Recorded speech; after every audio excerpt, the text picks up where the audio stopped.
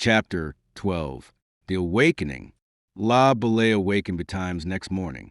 It may be that the matter on his mind and the business that was toward arouse him. Certainly it was none of the sounds that are common to an inn at early morn, for the place was as silent as a tomb. Some seconds he remained on his back, staring at the whitewashed ceiling and listening to the patter of the rain against his window. Then, as his mind gathered up the threads of recollection, he leapt from his bed and made haste to assume a garment or two. He stood a moment at his casement, looking out into the empty courtyard. From a leaden sky the rain was descending in sheets, and the gargoyle at the end of the eaves overhead was discharging a steady column of water into the yard. Karen shivered with the cold of that gloomy February morning and turned away from the window. A few moments later he was in Tardivette's bedchamber, vigorously shaking the sleeping captain. "Up, Charlot! Awake!" he roared in the man's ear. "What o'clock?" he asked with a yawn. Then a sudden groan escaped him, and he put his hand to his head. "Thousand devils!" he swore. "What a headache!" But La Belay was not there on any mission of sympathy, nor did he waste words in conveying his news. "The coach is gone," he announced emphatically. "Coach? What coach?" asked the captain, knitting his brows. "What coach?" echoed La Belay testily. "How many coaches were there?" "Why, the Belcourt coach, the coach with the treasure." At that Charlot grew very wide awake. He forgot his headache and his interest in the time of day. "Gone!" he bellowed. "How gone?" "Pardieu, it is not possible." "Look for yourself," was La Belay's answer as he waved his hand in the direction of the window. "I don't know what manner of watcher men can have kept that such a thing should have come about. Probably, knowing you ill abed, they abuse the occasion by getting drunk, and probably they're still sleeping it off. The place is silent enough."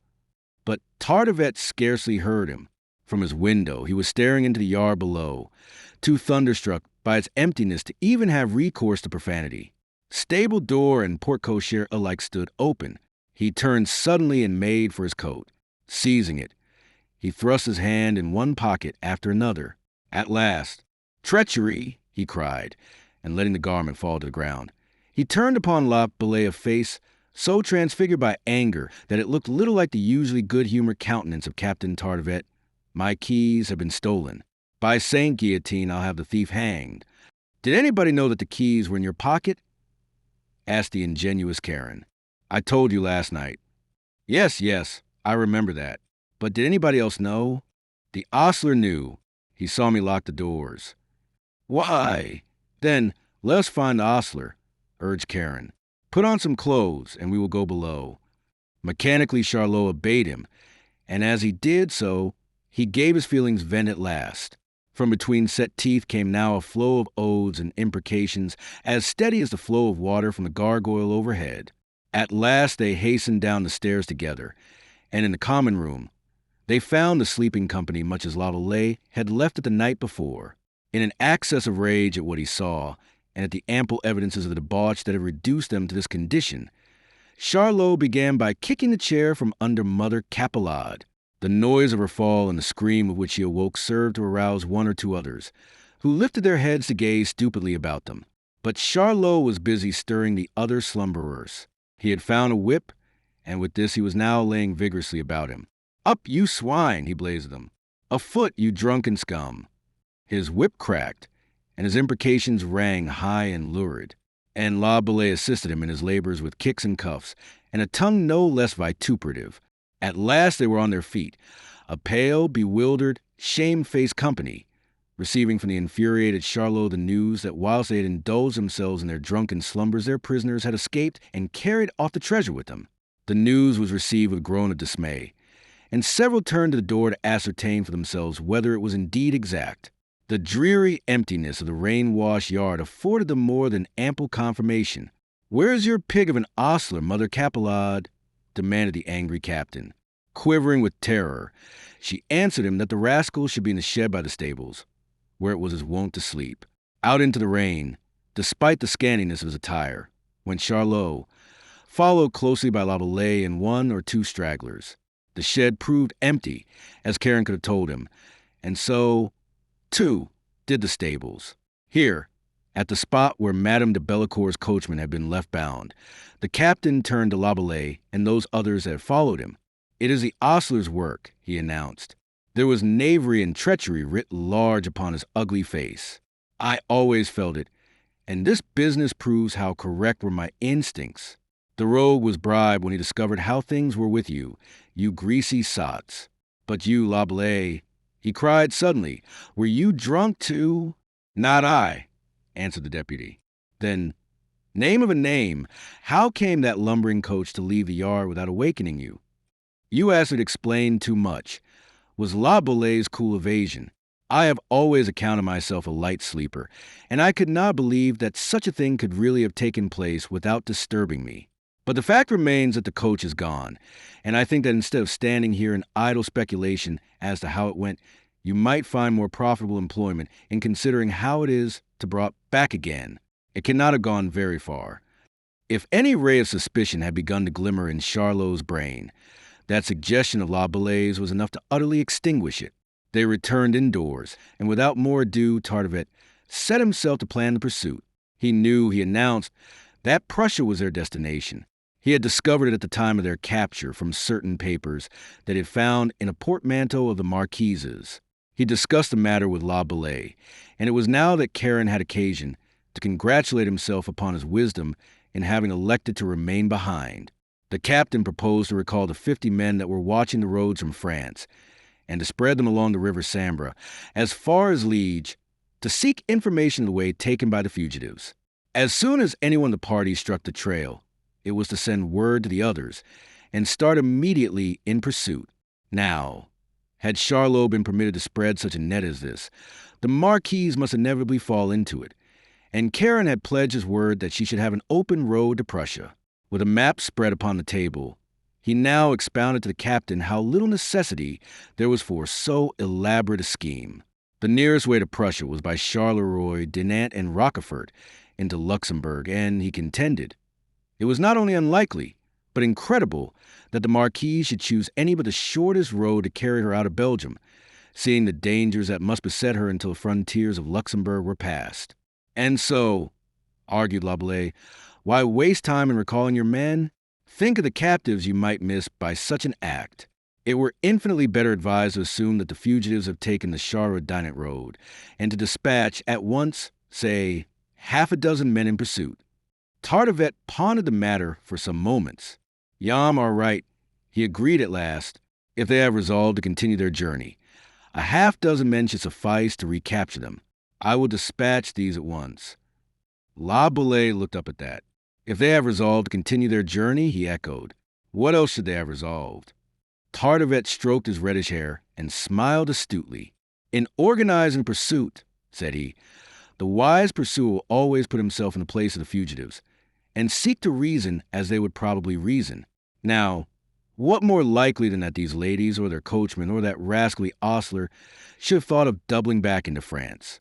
They might naturally argue that we should never think of pursuing them in that direction. Similarly placed, that is how I should reason, and that is the course I should adopt, making for Prussia through Lorraine. Perhaps I do their intelligences too much honor. Yet, to me, it seems such an obvious course." Laboulaye grew cold with apprehension. Yet impassively he asked, "But what of your men who are guarding the frontiers?" "Pooh! A detour might circumvent them. The Marquise might go as far north as Roubaix or Comines, or as far south as Rocroi, or even Charlemont."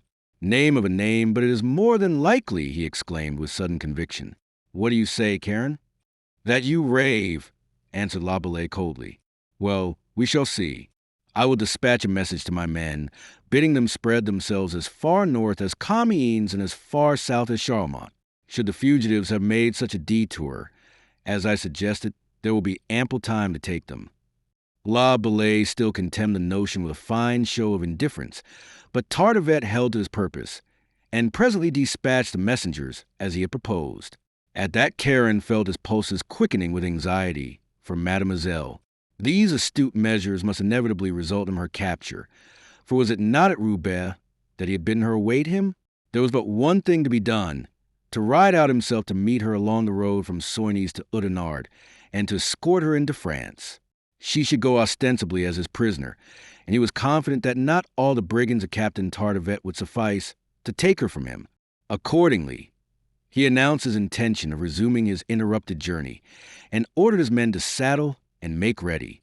Meanwhile, having taken measures to recapture the Marquise should she have doubled back into France, Charlot was now organizing an expedition to scour the road to Prussia against the possibility of her having adhered to her original intention of journeying that way.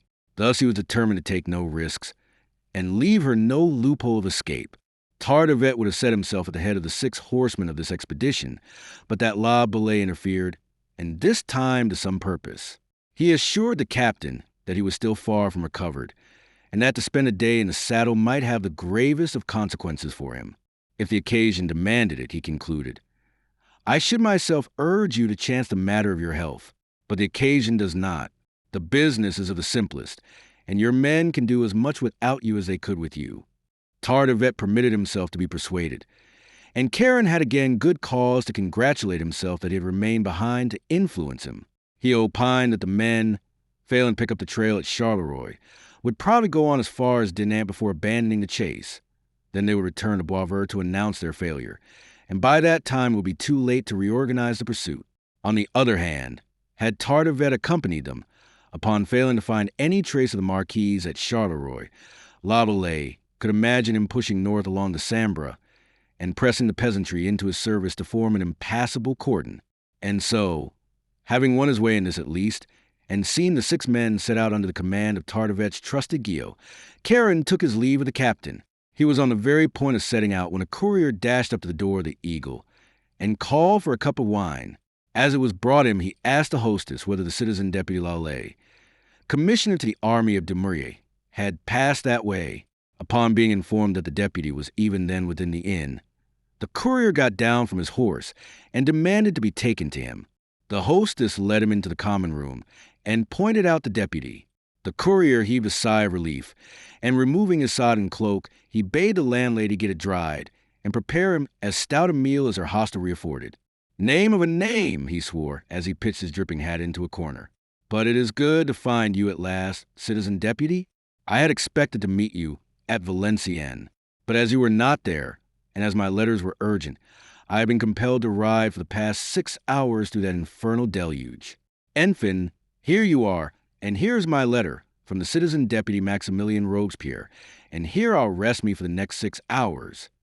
Bidding the fellow by all means rest and refresh himself, La Bellay broke the seal and read the following. The letter ended with the usual greetings and Robespierre's signature. La Bellay swore softly to himself as he folded the epistle. It seems, he muttered to Charlot, that I am to turn catchpole in the service of the Republic. To a true servant of the nation, put in the courier, who had overheard him, all tasks that may tend to the advancement of the Republic should be eagerly undertaken. Diable, have not I ridden in the rain these 6 hours past? La Bellay paid no heed to him. He was too inured to this sort of insolence, since the new rule had leveled all men. But Charlot turned slowly to regard the fellow. He was a tall man of rather slender stature, but indifferently dressed in garments that were splashed from head to foot with mud, and from which a steam was beginning to rise as he stood now with his back to the fire. Charlot eyed him so narrowly that the fellow shifted his position and dropped his glance in some discomfort. His speech, though rough of report, had not been ungentle of delivery, but his face was dirty, the sure sign of an ardent patriot. His hair hung untidy about his face, and he wore that latest abomination of the ultra-revolutionist, a dense black beard and mustache. My friend, said Charlot, although we are ready to acknowledge you our equal, we should like you to understand that we do not take lessons in duty even from our equals. Bear you that in mind if you seek to have a peaceful time while you are here. For it so happens that I am quartered at this inn, and have a more important way with me than this good-natured deputy here. The fellow darted Charlot a malevolent glance. You talk of equality, and you outrage equality in a breath, he growled. I half suspect you of being a turncoat aristocrat, and he spat ostentatiously on the ground. Suspect what you will, but voice no suspicions here, else you'll become acquainted with the mighty short methods of Charlot Tardivet.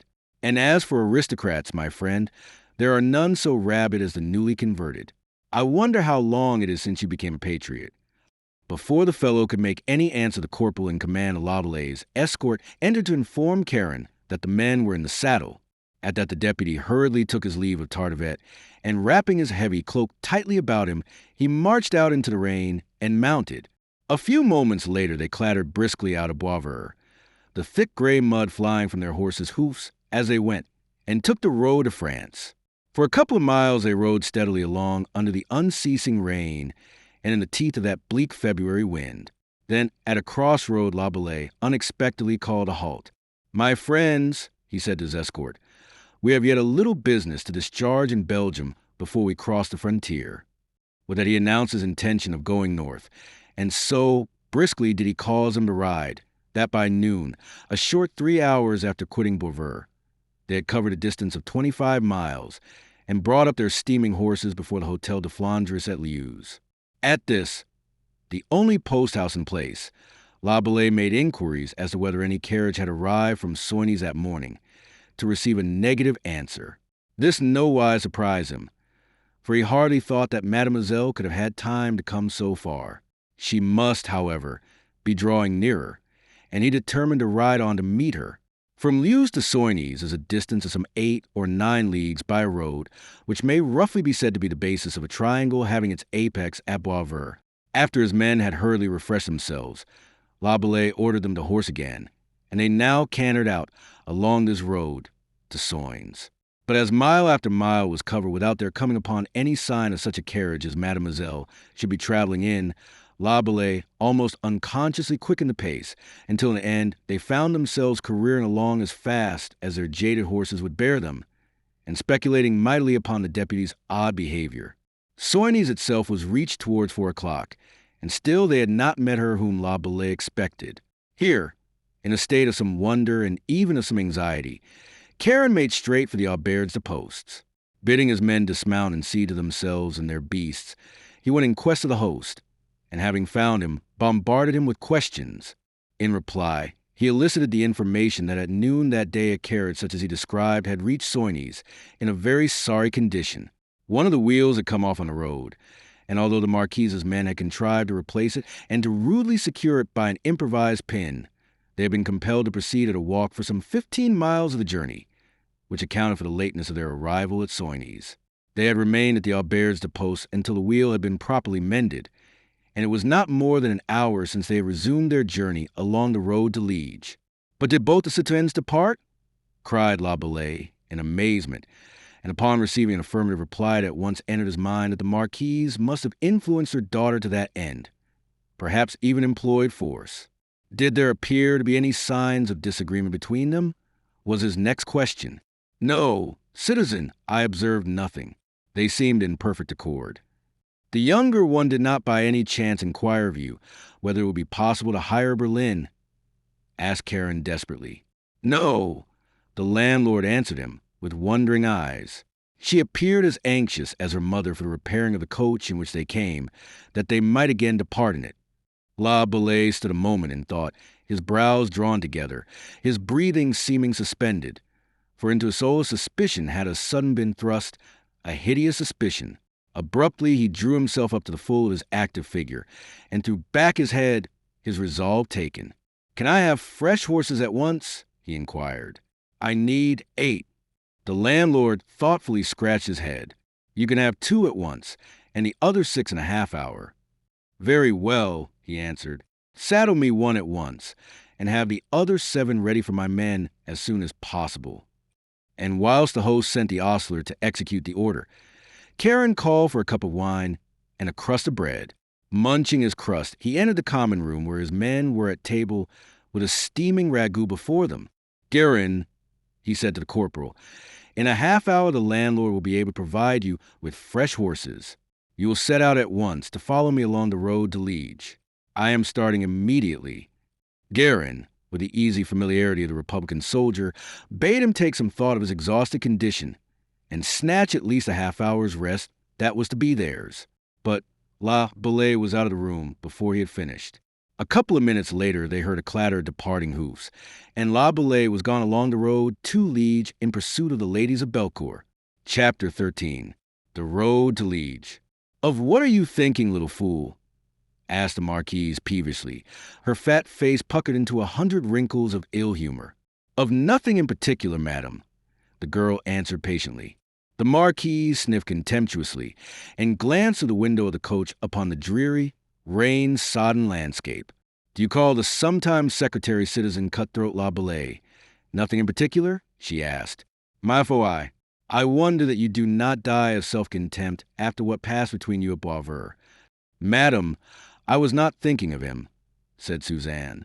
"More shame to you, then," was a sour retort, for the Marquise was bent upon disagreeing with her.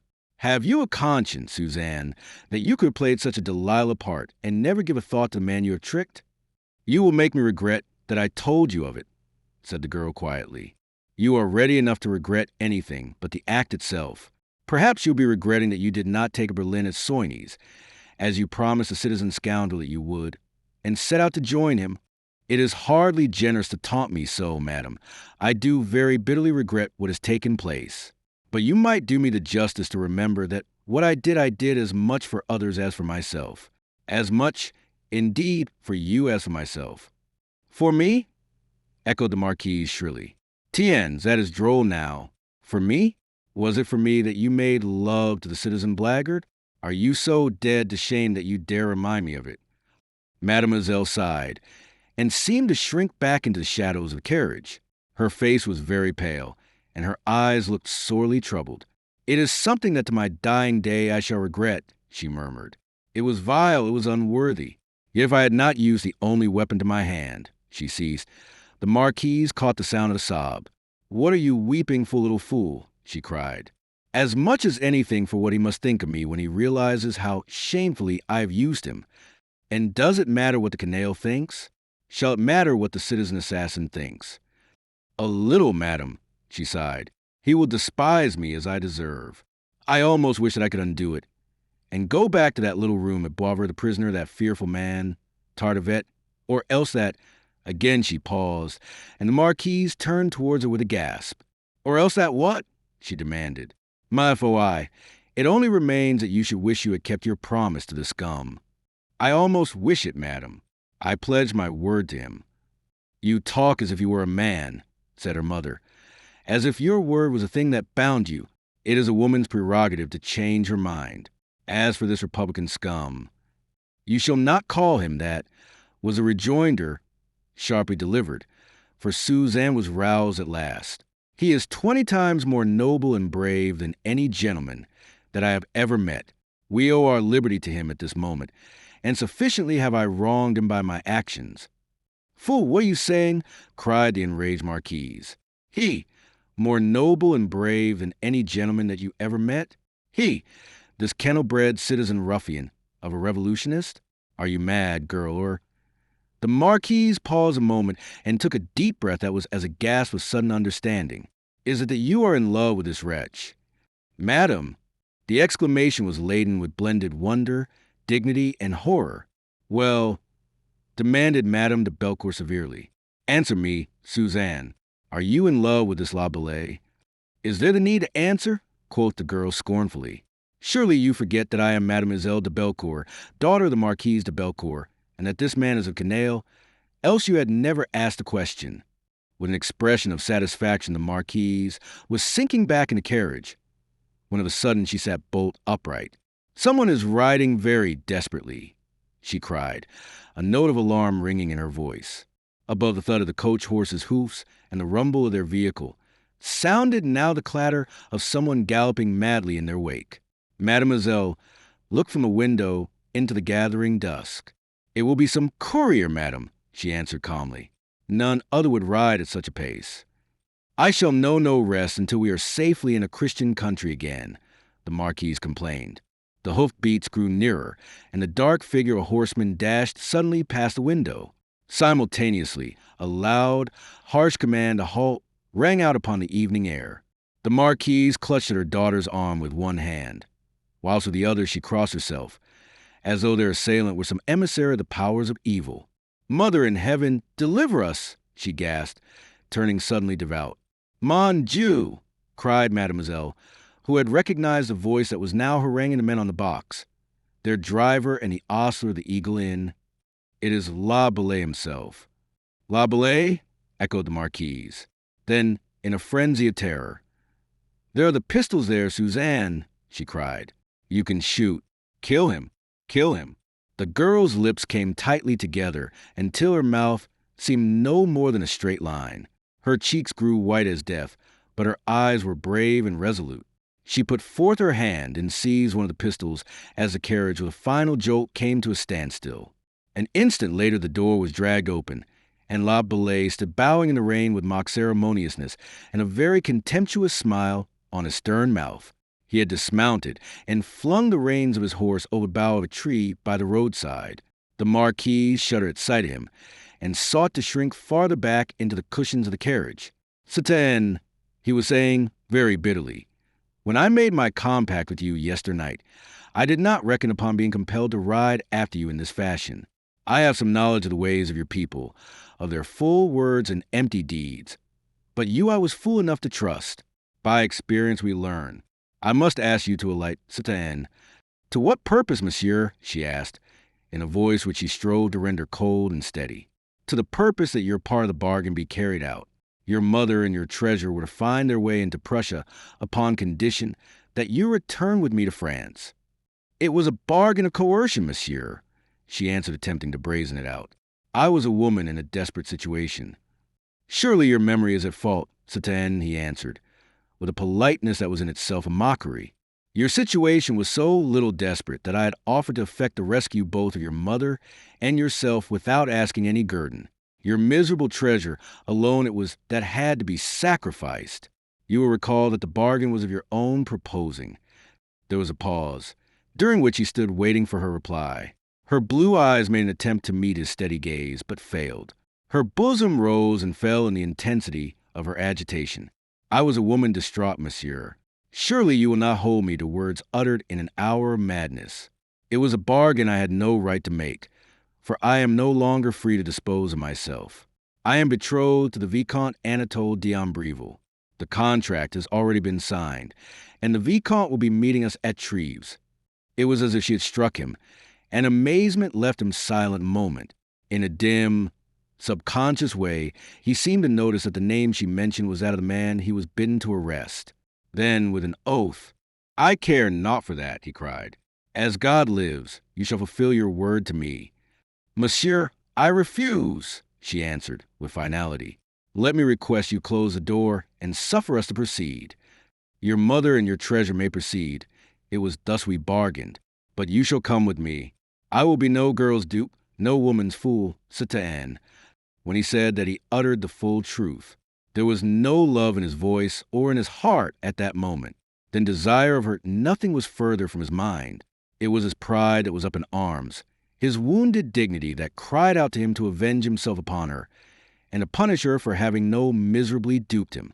That she was unwilling to go with him only served to increase his purpose of taking her, since the more unwilling she was, the more would she be punished. Satan, I am waiting for you to alight, he said peremptorily. Monsieur, I am very well as I am, she answered him, and leaning slightly from the coach. Drive on, Blaise, she commanded. But La Bellay cocked a pistol. Drive so much as a yard, he threatened, and I'll drive you to the devil. Then, turning once more to Suzanne, never in my life, since have I employed force to a woman, he said. I trust that you will not put me to the pain of commencing now. Stand back, monsieur, was her imperious answer.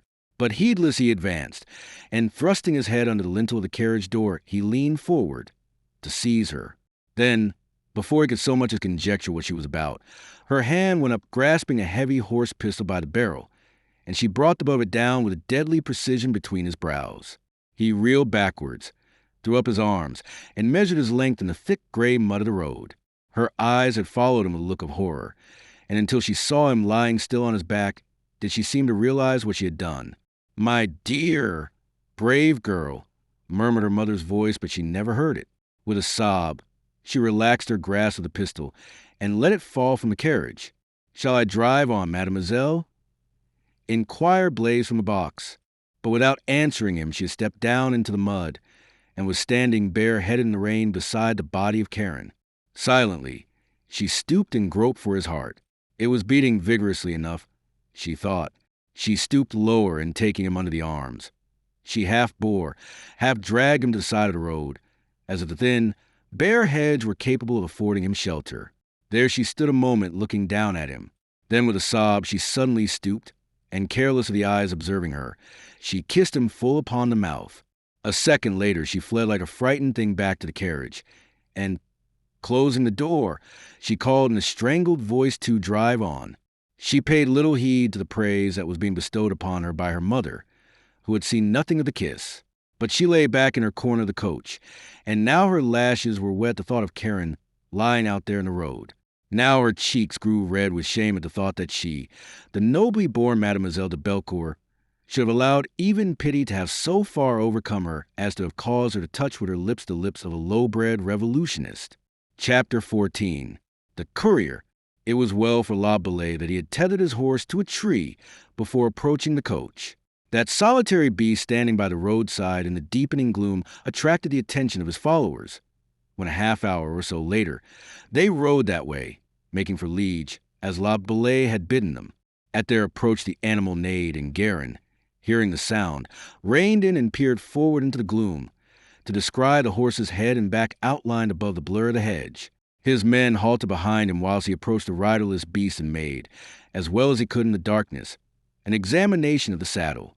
One holster he found empty, at which he concluded that the rider, whoever he had been, had met with trouble. From the other he drew a heavy pistol, which, however, gave him no clue.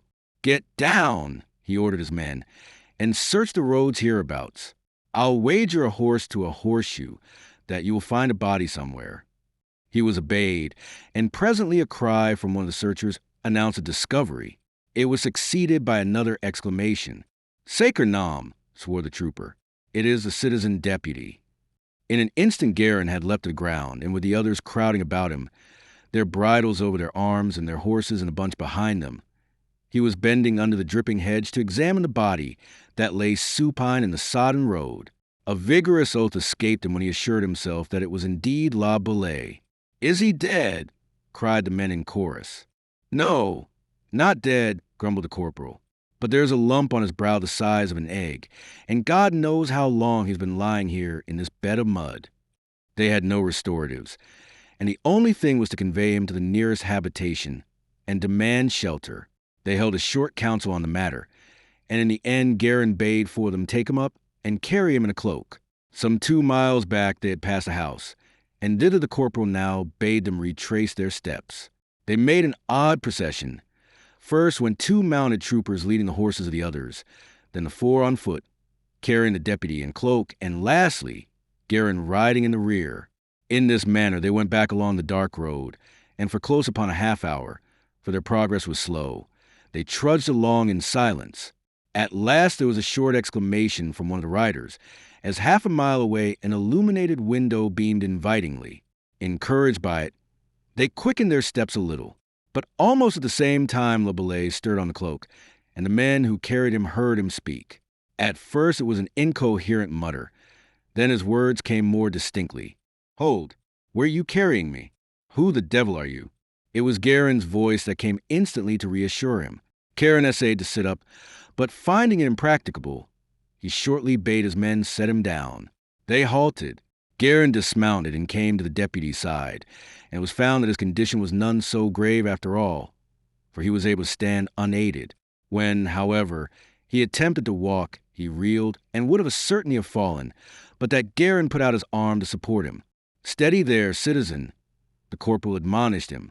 "Get my horse," he commanded briefly. "But, name of a name, you are not fit to ride," Guerin protested. La Bellay, however, would listen to no reason. With the recovery of his faculties came the consideration of how miserably Suzanne had duped him, and of how she had dealt with him when he had overtaken her. He burned now to be avenged, and at all costs he would ride after and recapture her. He announced, therefore, to the corporal that they must push on to Liege. Guerin gasped at his obstinacy, and would have sought to have dissuaded him, but that La Bellay turned on him with a fierceness that silenced his expostulations. It was left to nature to enforce what Guerin could not achieve. When La Bellay came to attempt to mount, he found it impossible. He was stiff and numb from his long exposure in the rain, and when he moved with any vigor, his head swam dizzily and throbbed with pain. At last he was forced to realize, with inward girding, that he must relinquish his determination, and he acknowledged himself ready to take the corporal's advice and make for the house whose lighted window shone like a beacon in the darkness that had descended. He even allowed them to prevail upon him to lie down in the cloak again, and thus they carried him the remainder of the way. In his heart, he still bore the hope that short rest, restoratives, and fresh clothes would fit him for pursuit once more, and that if he set out within the next few hours, he might yet come up with Mademoiselle before she had passed beyond his reach. Should the morning still find him unequal to the task of going after her, he would dispatch Guerin and his men. At last they reached the cottage. It was little more, and Guerin rapped on the door with his whip. It was opened by a woman who told them, in answer to the corporal's request for shelter, that her husband was from home and that she had no accommodation for them. It would seem that the woman had housed soldiers of the Republic before, and that her experiences had not been of a nature calculated to encourage her in the practice. But La Bellay now staggered forward and promised her generous payment if she would receive them. "Payment!" she cried. "In worthless assignats that nobody will take from me. I know the ways of you." "Not in assignats," La Bellay promised her, "but in coin." And having mollified her somewhat with that assurance, he proceeded to urge her to admit them. Yonder was a shed where the horses could be stabled for the night, but still the woman demurred. "I lack the room," she said with some firmness. "But at least," put in Guerin, "you could house a citizen here. He has been hurt, and he is scarcely able to stand. Come, woman, if you'll consent to that, we others can lie with the horses in the shed." This in the end they gained by renewed promises of good payment. She brewed a broth for them, and for La Bellay she found a suit of her absent husband's clothes, whilst his own wet garments were spread to dry before the fire. Some brandy, too, she found and brought him, and the draught did much to restore him. When they had supped, Guerin and the troopers withdrew to the outhouse, leaving La Bellay in sole possession of the cottage hearth. And there, in a suit of the absent farmer's gray homespun, his legs encased in coarse woolen stockings and sabots upon his feet, sat the young deputy alone with his unpleasant thoughts. The woman had brought him a pipe, and, although the habit was foreign to him as a rule, he had lighted it and found the smoking somewhat soothing. Ruefully he passed his hand across his bandaged brow, and in pondering over all that had taken place since yesternight at Boisvert, his cheeks grew flushed at once with anger and with shame. To have been so duped. And now, his mind growing clearer as he recovered in vigor, it occurred to him that by tomorrow it would be too late to give pursuit. Once she crossed the Sambre at Liege, or elsewhere, who could tell him by what road she would elect to continue her journey? He had not sufficient men at his disposal to send out parties along each of the possible roads. That her ultimate destination was Treves he knew, but once there she was beyond his reach, at safety from the talons of the French Republic. He sat on and thought. What time his brows came closer together and his teeth fastened viciously upon the stem of the pipe. By the table sat the woman, knitting industriously and ever and anon glancing inquiry at her stern, thoughtful guest, and the click of her needles was the only sound that disturbed the stillness of the room. Outside the wind was wailing like the damned, and the rain, which had recommenced with new vigor, rattled noisily upon the panes. Suddenly above the din of the elements, a shout sounded in the night. The deputy raised his head and glanced towards a woman. A moment later they heard the gate creak, and steps upon the path that led to the cottage door. "Your husband?" inquired La Bellay. "No, monsieur. He has gone to Liege, and will not return until tomorrow. I do not know who it can be." There was alarm on her face, which La Bellay now set himself to allay. "At least you are well protected, citoyen. My men are close at hand, and we can summon them if there be the need." Reassured, she rose, and at the same moment a knock sounded on the door. She went to open it, and from his seat by the hearth La Bellay heard a gentle, mincing voice that was oddly familiar to him. "Madam," it said, "we are two poor, lost wayfarers, and we crave shelter for night. We will pay you handsomely." "I am desolated that I have no room, messer," she answered with courteous firmness. "Party," interpolated another voice. "We need no room. A bundle of straw and a corner is all we seek. Of your charity, madam, is this a night on which to leave a dog out of doors?" A light of recollection leaped suddenly to La Belay's eyes, and with a sudden gasp he stooped to the hearth. "But I cannot, messers," the woman was saying, when the second voice interrupted her. "I see your husband by the fire, madam. Let us hear what he has to say." The woman colored to the roots of her hair. She stepped back a pace and was about to answer them when, chancing to glance in La Belay's direction, she paused. He had risen and was standing with his back to the fire. There was a black smudge across his face, which seemed to act as a mask, and his dark eyes glowed with an intensity of meaning which arrested her attention and silenced the answer which was rising to her lips. In the brief pause, the newcomers had crossed the threshold and stood within the rustic chamber. The first of these was he whose gentle voice La Belay had recognized, old Ledoux, the friend of the Marquis de Belcourt. His companion, to the deputy's vast surprise, was none other than the bearded courier who had that morning delivered him at Boisvert the letter from Robespierre. What did these two together, and upon such manifest terms of equality, that it should be his business to discover? "Come in, messers," he bade them, assuming the role of host. "We are in use as strangers, and Mathilde, there is timid of robbers. Draw near the fire and dry yourselves. We will do the best we can for you. We are poor people, messers, very poor." "I have already said that we will pay you handsomely, my friend," quoth Descadoux, coming forward with his companion. "Do your best for us, and you shall not regret it. Have you aught to eat in the house?"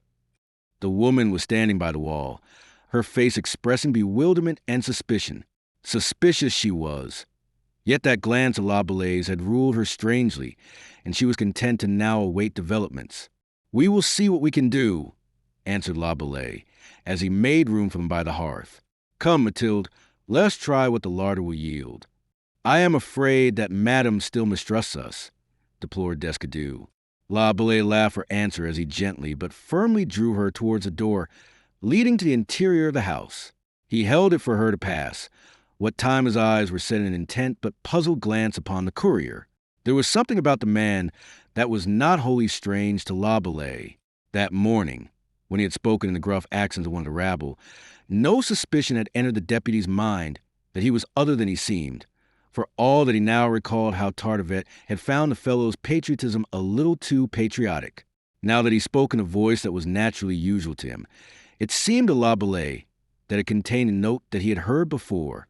Still puzzled, he passed out of the room to be questioned sharply by the woman of the house touching his motives for passing himself off as her husband and inviting the newcomers to enter. "I promise you their stay will be a very brief one," he answered.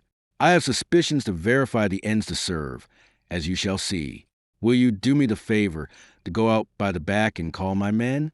Tell the corporal to make his way to the front of the house, and to hold himself in readiness to enter the moment I call him." "What are you about to do?" she asked in the face, as he saw it by the light of the candle she held, wore an expression of sullen disapproval. He reassured her that there would be no bloodshed, and suggested that the men were dangerous characters whom it might be ill for her to entertain. And so at last he won his way, and she went to do his errand whilst he re-entered the kitchen. He found Descadoux by the fire, intent upon drying as much of himself as possible. The younger man had seized upon the bottle of brandy that had been left on the table, and was in the act of filling himself a second glass. Nothing could be further from the mind of either than a suspicion of the identity of this rustically clad and grimy-faced fellow. "Mathilde will be here in a moment," said Karen deferentially. "She is seeking something for you." Had he told them precisely what she was seeking, they had been, possibly, less at ease. "Let her hasten," cried the courier, "for I am famished." "Have patience, Anatole," murmured the ever-gentle Cadeau. "The good woman did not expect us." Anatole, the name buzzed through Karen's brain. To whom did it belong? He knew of someone who bore it. Yet question himself though he might, he could at the moment find no answer. And then the courier created a diversion by addressing him. "Fill yourself a glass, mon bonhomme," said he. "I have a toast for you." "For me, monsieur," cried La Belay, with surprised humility. "It were too great an honor." "Do as you are bidden, man," returned this very peremptory courier. "There, now let us see how your favor runs.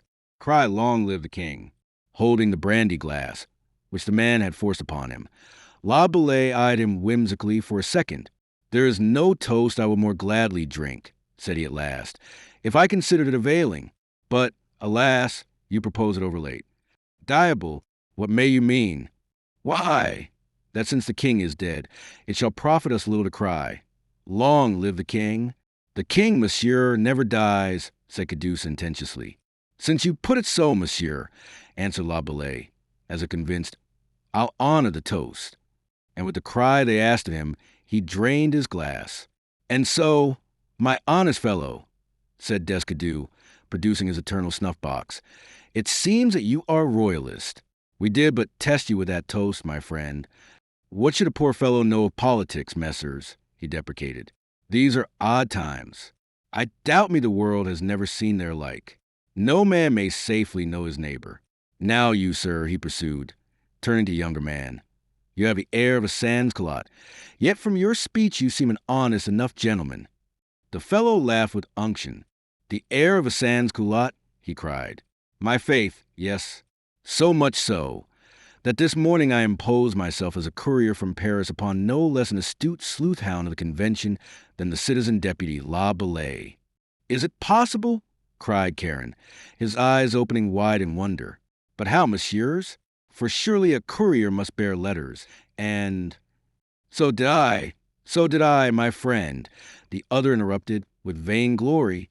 I knocked a patriotic courier over the head to obtain them. He was genuine, that other courier, and I passed myself out of France with his papers. Monsieur is amusing himself at the expense of my credulity, La Bellay complained. My good man, I am telling you facts, the other insisted. But how could such a thing be accomplished? Asked Karen, seating himself at the table and resting his chin upon his hand, his gaze so full of admiration as to seem awestruck. How? I will tell you. I am from Artois. You'll be repeating that charming story once too often, Descadeau cautioned him. Pish, you timorous one, he laughed and resumed his tale. I am from Artois.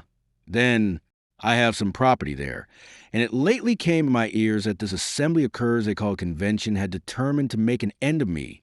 But before they could carry out their design, those sons of dogs, my tenants, incited by the choice example set them by other tenantry, made a descent on my chateau one night, and did themselves the pleasure of burning it to the ground. By a miracle, I escaped with my life, and lay hidden for 3 weeks in the house of an old peasant who had remained faithful. In that time, I let my beard grow, and trained my hair into a patriotic unkemptness. Then, in filthy garments, like any true Republican, I set out to cross the frontier. As I approached it, I was filled with fears that I might not win across. And then, in the moment of my doubtings, I came upon that most opportune of couriers. I had the notion to change places with him, and I did. He was the bearer of a letter to the Deputy La Bellay, of whom you may have heard, and this letter I opened to discover that it charged him to effect my arrest. If La Bellay was startled, his face never betrayed it, not by so much as a quiver of an eyelid. He sat on, his jaw on his palm, his eyes admiringly bent upon the speaker. You may judge of my honesty, and of how fully sensible I was of the trust one had undertaken, when I tell you that with my own hand I delivered the letter this morning to that animal La Bellay at Boisvert. He seemed to swell with pride in his achievement. Diable, he continued. Mine was a fine piece of acting. I would you could have seen me play the part of the patriot. Think of the irony of it. I won out of France with the very papers ordering my arrest. My FOI, you should have seen me befool that dirt of a deputy. It was a performance worthy of Talma himself. And he looked from Cadew to La Bellay for applause. I doubt not, said the deputy coldly. It must have been worth witnessing. But does it not seem a pity to spoil everything and to neutralize so wonderful an achievement for the mere sake of boasting of it to a poor, ignorant peasant? Monsieur le Vicomte Anatole d'Ambreville, with a sudden cry, the pseudo-courier leapt his feet. Whilst Descadeau turned on the stool, he occupied to stare alarmedly at the speaker. Name of God, who are you? Demanded Ambreville, advancing a step. With his sleeve, La Bellay rubbed part of the disfiguring smear from his face as he stood up and made answer coolly. I am that dirt of a deputy whom you befooled at Boisvert. Then, raising his voice, Scarin, he shouted, and immediately the door opened and the soldiers filed in. Ambreville stood like a statue, thunderstruck with amazement at this most unlooked-for turning of the tables, his face ashen, his weak mouth fallen open and his eyes fearful. Descadeau, who had also risen, seemed to take in the situation at a glance. Like a well-bred gamester who knows how to lose with a good grace, the old gentleman laughed drily to himself as he tapped his snuff-box. "We are delightfully taken, cher vicomte," he murmured, applying the tobacco to his nostril as he spoke. "It's odds you won't be able to repeat that pretty story to any more of your friends. I warned you that you inclined to relate it too often."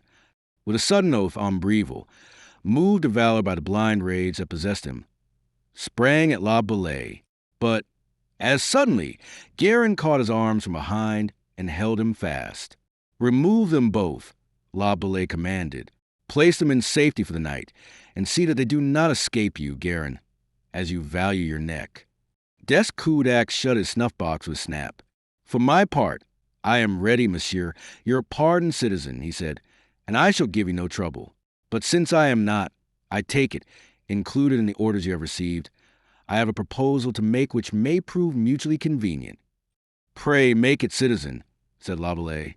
"It occurs to me that it may occasion you some measure of annoyance to carry me all the way to Paris. And certainly, for my part, I should much prefer not to undertake the journey. For one thing, it will be fatiguing. For another, I have no desire to look upon the next world through the little window of the guillotine. I wish, then, to propose, citizen," pursued the old nobleman, nonchalantly dusting some fragment of tobacco from his cravat, "that you deal with me out of hand." "How, citizen?" inquired La Bellay. "Why, your men, I take it, are tolerable marksmen. I think that it might prove more convenient to both of us if you were to have me shot as soon as there is light enough." La Bellay's eyes rested in almost imperceptible kindness upon Descadoux. Here, at least, was an aristocrat with a spirit to be admired and emulated. "You are choosing the lesser of two evils, citizen," said the deputy. "Precisely," answered Descadoux. "But possibly, citizen, it may be yours to avoid both. You shall hear from me in the morning. I beg that you will sleep tranquilly in the meantime." Guérin removed the prisoners. Chapter 15. La Bellay baits his hook. For fully an hour after their prisoners had been removed, La Bellay paced the narrow limits of the kitchen with face inscrutable and busy mind. He recalled what Suzanne had said touching her betrothal to André-Louis, whom she looked to meet at Treves. This miserable individual, then, was the man for whose sake she had duped him. But André-Louis at least was in Karen's power, and it came to him now that by virtue of that circumstance he might devise a way to bring her back without the need to go after her. He would send her word, aye, in proof, that he had taken him captive, and it should be hers to choose whether she would come to his rescue and humble herself to save him or leave him to his fate.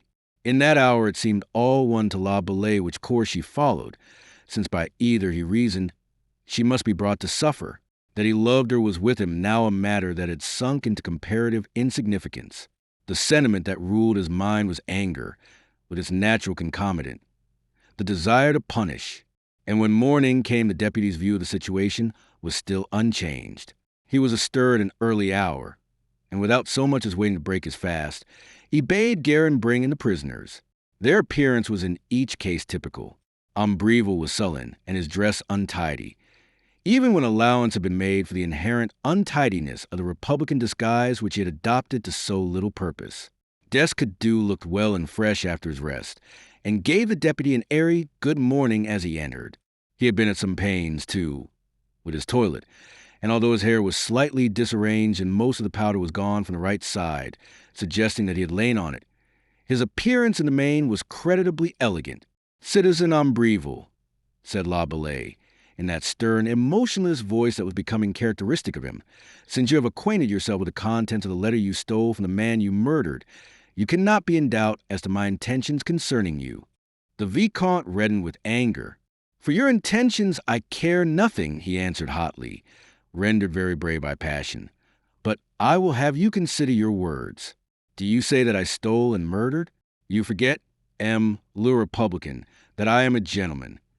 Meaning, of course, that the class that so described itself could do these things with impunity without having them called by their proper names. Is it not so? But you also forget that the Republic has abolished gentlemen, and with them their disgraceful privileges." "Canaille!" growled the Vicomte, his eyes ablaze with wrath. "Citizen aristocrat, Consider your words. La Bellay had stepped close up to him, and his voice throbbed with a sudden anger no whit less compelling than Ambrevil's. Fool! Let me hear that word again, applied either to me or to any of my followers, and I'll have you beaten like a dog. And as the lesser ever does give way before the greater, so now did the anger that had sustained Ambreville go down and vanish before the overwhelming passion of La Bellay. He grew pale to the lips at the deputy's threat, and his eyes cravenly avoided the steady gaze of his captor. You deserve little consideration at my hand, citizen, said La Bellay more quietly, and yet I have a mind to give you a lesson in generosity. We start for Paris in half an hour. If anywhere you should have friends expecting you, whom you might wish to apprise of your position, you may spend the half hour that is left in writing to them. I will see that your letter reaches its destination. Ambreville's pallor seemed to intensify. His eyes looked troubled as they were raised to La Bellay's. Then they fell again, and there was a pause. At last, I shall be glad to avail myself of your offer, he said, in a voice that for meekness was ludicrously at variance with his late utterances. Then pray do so at once. And La Bellay took down an inkhorn, a quill, and a sheaf of paper from a mantel-shelf behind him. These he placed on the table, and setting a chair, he signed to the aristocrat to be seated. And now, Citizen Cadew, said La Bellay, turning to the old nobleman, I shall be glad if you'll honor me by sharing my breakfast while Citizen Ambreville is at his writing. Descadew looked up in some surprise. You are too good, monsieur, said he, inclining his head. But afterwards, I have decided, said La Bellay, with the ghost of a smile, to deal with your case myself, citizen. The old dandy took a deep breath, but the glance of his blue eyes was steadfast, and his lips smiled as he made answer. Again you are too good. I fear that you would carry me to Paris, and at my age the journey is a tiresome one. I am grateful, and meanwhile, why, since you are so good as to invite me, let us breakfast by all means. They sat down at a small table in the embrasure of the window, and their hostess placed before them a boiled fowl, a dish of eggs, a stew of herbs, and a flask of red wine, all of which La Bellay had bidden her prepare. Why, it is a feast, declared Descadew, in excellent humor, and for all that he was under the impression that he was to die in half an hour, he ate with the heartiest goodwill, chatting pleasantly the while with the Republican, the first Republican with whom it had ever been his aristocratic lot to sit at table. And what time the meal proceeded Ambreville, with two soldiers standing behind his chair, penned his letter to Mademoiselle de Belcourt. Had La Bellay, inspired by the desire to avenge himself of the treachery of which he had been the victim, dictated that epistle, T could not have been indicted in a manner better suited to his ends. It was a maudlin, piteous letter, in which, rather than making his farewells, the Vicomte besought the aid of Suzanne. He was, he wrote, in the hands of men who might be bribed, and since she was rich, for he knew of a treasure with which she had escaped, he based his hopes upon her employing a portion of her riches to obtaining his enlargement. She, he continued, was his only hope, and for the sake of their love, for the sake of their common nobility, he besought her not to fail him now. Carried away by the piteousness of his entreaties, the tears welled up to his eyes and trickled down his cheeks, one or two of them finding their way to the paper, thus smearing it with an appeal more piteous still, if possible, than that of his maudlin words. At last the letter was ended. He sealed it with a wafer and wrote the superscription, to Mademoiselle de Belcourt, at the Hotel de Trois-Rois, Treves. He announced the completion of his task, and La Bellay bade him go join Descadew at the next table and take some food before setting out, whilst the deputy himself now sat down to write. Citoyen, he wrote, the man to whom you are betrothed, for whose sake you stooped to treachery and attempted murder, is in my hands. Thus has heaven set it in my power to punish you. If the knowledge that he travels to the guillotine is likely to prove a punishment, if you would rescue him, come to me in Paris, and conditionally I may give you his life. That, he thought, should humble her. He folded his letter round Ambreville's, and having sealed the package, he addressed it as Ambreville had addressed his own missive. Guerin, he commanded briefly, remove the citizen Ambreville. When he had been obeyed, and Guerin had conducted the Vicomte from the room, La Bellay turned again to Descadew. They were alone, saving the two soldiers guarding the door. The old man rose, and making the sign of the cross, He stepped forward, calm and intrepid of bearing. "Monsieur," he announced to La Bellay, who was eyeing him with the faintest tinge of surprise, "I am quite ready." "Have you always been so devout, citizen?" inquired the deputy. "Alas, no, monsieur. But there comes a time in the life of every man when, for a few moments at least, he is prone to grow mindful of the lessons learnt in childhood." The surprise increased in La Bellay's countenance. At last he shrugged his shoulders, after the manner of one who abandons a problem that has grown too knotty. "Citizen de Cadeau," said he, "I have deliberated that since I have received no orders from Paris concerning you, and also since I am not by profession a catchpole, there is no reason whatever why I should carry you to Paris. In fact, citizen, I know of no reason why I should interfere with your freedom at all.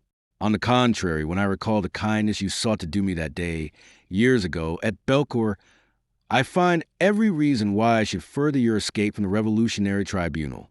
A horse, citizen, stands ready saddled for you, and you are free to depart, with the one condition, however, that you will consent to become my courier for once, and carry a letter for me, a matter which should occasion you, I think, no deviation from your journey."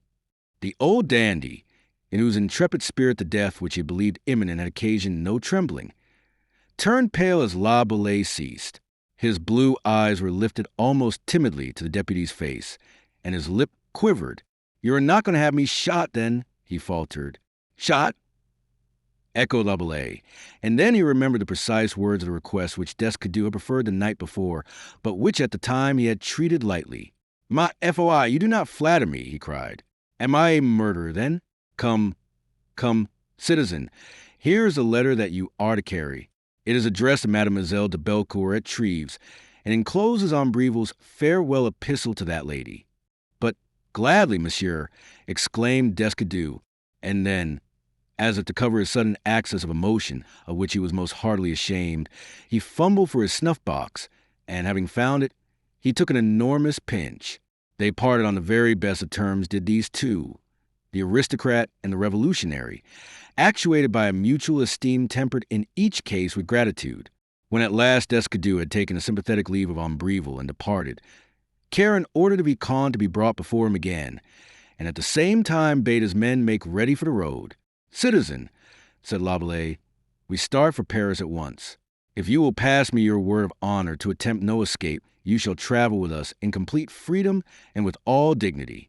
Ambrivel looked at him with insolent surprise, his weak supercilious mouth growing more supercilious even than its wont. He had recovered a good deal of his spirit by now. "Pass you my word of honor?" he echoed. "Mon Dieu, my good fellow, a word of honor is a bond between gentlemen. I think too well of mine to pass it to the first greasy rascal of the Republic that asks it of me." La Bellay eyed him a second with a glance, before which the aristocrat grew pale, and already regretted him of his words. The veins in the deputy's temples were swollen. "I warned you," said he in a dull voice. Then to the soldiers standing on either side of Ambrivel, "Take him out," he said. "Mount him on horseback. Let him ride with his hands pinioned behind his back, and his feet lashed together under the horse's belly. Attend to it." "Monsieur," cried the young man in an appealing voice, "I will give you my word of honor not to escape. I will—" "Take him out," La Bellay repeated with a dull bark of contempt. "You had your chance, citizen aristocrat." Ambrivel set his teeth and clenched his hands. "Canaille!" he snarled in his fury. "Hold!" Karen called after the departing men. They obeyed, and now this wretched Vicomte, of such unstable spirit, dropped all his anger again. As suddenly as he had caught it up, fear paled his cheek and palsied his limbs once more, for La Bellay's expression was very terrible. "You know what I said that I would have done to you if you used that word again?" La Bellay questioned him coldly. I was beside myself, monsieur." The other gasped in the intensity of his fear. And at the sight of his pitiable condition, the anger fell away from La Bellay, and he smiled scornfully. "My faith," he sneered, "you are hot one moment and cold the next. Citizen, I am afraid that you are no better than a vulgar coward. Take him away," he ended, waving his hand toward the door, and as he watched them leading him out, he reflected bitterly that this was a man to whom Suzanne was betrothed, the man whom, not a doubt of it, she loved, since for him she had stooped so low. This miserable craven she preferred to him, because the man, so ignoble of nature, was noble by the accident of birth. Part 3. The Everlasting Rule. Chapter 16. Cécile Dichet. In his lodgings, the corner of the Rue Estionneret and the Rue de la République, lately changed in the all-encompassing metamorphosis. From Rue Royale sat the deputy Karen Laboulaye at his writing table. There was a flush on his face and a sparkle in the eyes that looked pensively before him, what time he gnawed the feathered end of his quill.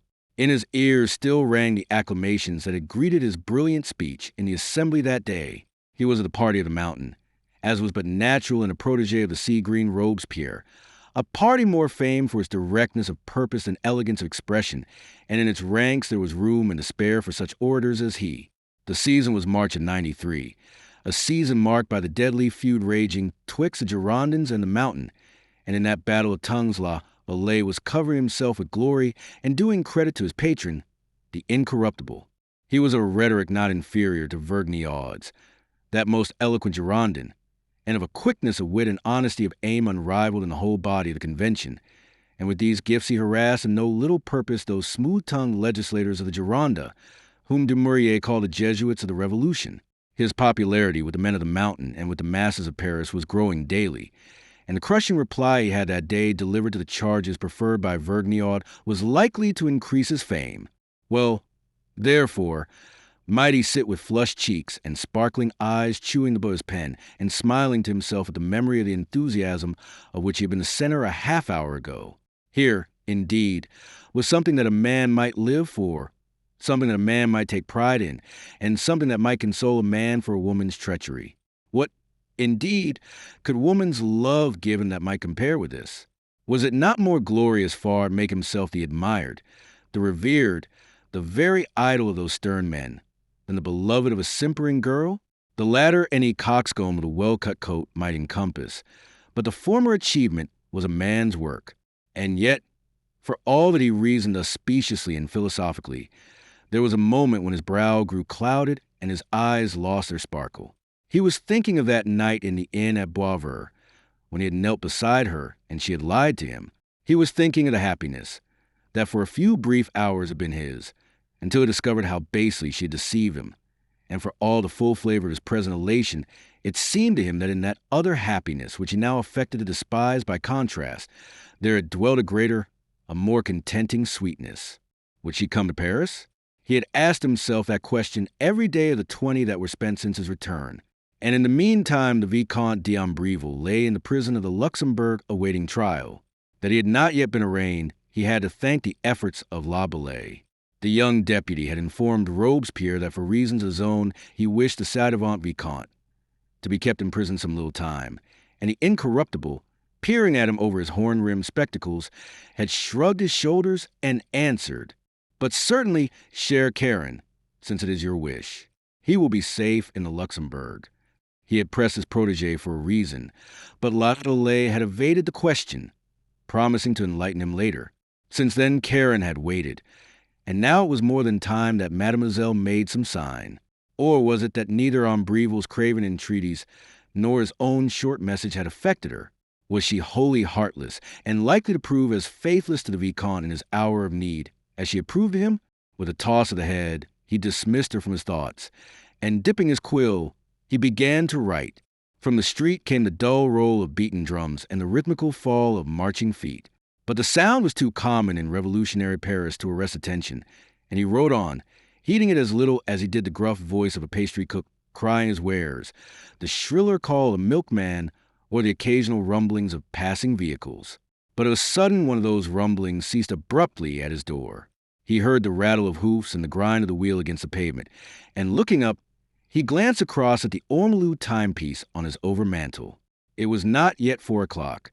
Wondering whether the visitor might be for him or for the tenant of the floor above, he sat listening until his door opened and his official, the euphemism of servant in the revolutionary lexicon, came to announce that a woman was below, asking to see him.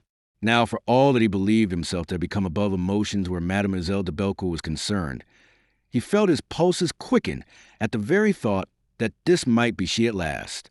"What manner of woman, Brutus?" he asked. "A pretty woman, citizen," answered Brutus with a grin. It is the Satin Dichet. La Belay made an impatient gesture. Fool, why did you not say so? He cried sharply. Fool, you did not ask me, answered the servant, with that touching fraternal frankness adopted by all true patriots. He was a thin, undersized man of perhaps 30 years of age and dressed in black, with a decency, under La Belay's suasion, that was rather at variance with his extreme democracy. His real name was Ferdinand, but following a fashion prevailing among the ultra-republicans, he had renamed himself after the famous Roman patriot. La Belay toyed a moment with his pen, a frown darkening his brow. Then, admit her, he sighed wearily. And presently she came, a pretty woman, as Brutus had declared very fair, and with the innocent eyes of a baby. She was small of stature, and by the egregious height of her plume-crowned headdress, it would seem as if she sought by art to add to the inches she had received from nature. For the rest, she wore a pink petticoat, very extravagantly beflounced, and a pink corsage cut extravagantly low. In one hand she carried a fan, hardly as a weapon against heat, seeing that the winter was not yet out. In the other, a huge bunch of early roses. Te voil was a greeting merrily, roguishly delivered, and if the revolution had done nothing else for her, it had, at least, enabled her to address La Belay by the thou of intimacy which the new vocabulary prescribed. La Belay rose, laid aside his pen, and politely, if coolly, returned her greeting and set a chair for her. You are, said he, a very harbinger of spring, Satin, with your flowers and your ravishing toilette. Ah, I please you, then, for once, said she without the least embarrassment. Tell me how you find me. And, laughing, she turned about that he might admire her from all points of view. He looked at her gravely for a moment, so gravely that the laughter began to fade from her eyes. I find you charming, Satin, he answered at last. You remind me of Diana. Compliments? Quoth she, her eyebrows going up and her eyes beaming with surprise and delight. Compliments from La Belay. But surely it is the end of the world. Tell me, mon ami, she begged, greedily angling for more. In what do I remind you of the sylvan goddess? In the scantiness of your raiment, Satin, he answered acidly. It sorts better with Arcadia than with Paris. Her eyebrows came down, her cheeks flushed with resentment and discomfiture. To cover this, she flung her roses among the papers of his writing table, and dropping into a chair, she fanned herself vigorously. Satin, you relieve my anxieties, said he. I fear that you stood in danger of freezing. To freeze is no more than one might expect in your company, she answered, stifling her anger. He made no reply. He moved the window and stood drumming absently on the panes. He was inured to these invasions on the part of Cécile Dichet and to the bold, unwomanly advances that repelled him. Today his patience with her was even shorter than it wont, haply because when his official had announced a woman, he had for a moment permitted himself to think that it might be Suzanne. The silence grew awkward, and at last he broke it. The citizen Robespierre as well? He asked, without turning. Yes, said she, and for all that there was chagrin, despair in a glance with which she admired the back of his straight and shapely figure, she contrived to render her voice airily indifferent. We were at the play last night. Ah, he murmured politely. And was Talma in vain? More brilliant than ever, answered she. He is a great actor, Satin. A shade of annoyance crossed her face. Why do you always address me as Satin? She asked with some testiness. He turned at last and looked at her a moment. We live in a censorious world, Satin, he answered gravely. She tossed her head with an exclamation of impatience. We live in a free world, citizen. Freedom is our motto. Is it for nothing that we are Republicans? Freedom of action begets freedom of words, said he, and freedom of words leads to freedom of criticism. And that is a thing to which no wise woman will expose herself, no matter under what regime we live. You would be well advised, Satin, in thinking of that when you come here. But you never come to us, Karen, she returned, in a voice of mild complaint. You have not been once to the plays since your return from Belgium, and you seem different, too, since your journey to the army. She rose now and approached him. What is it, cher Karen?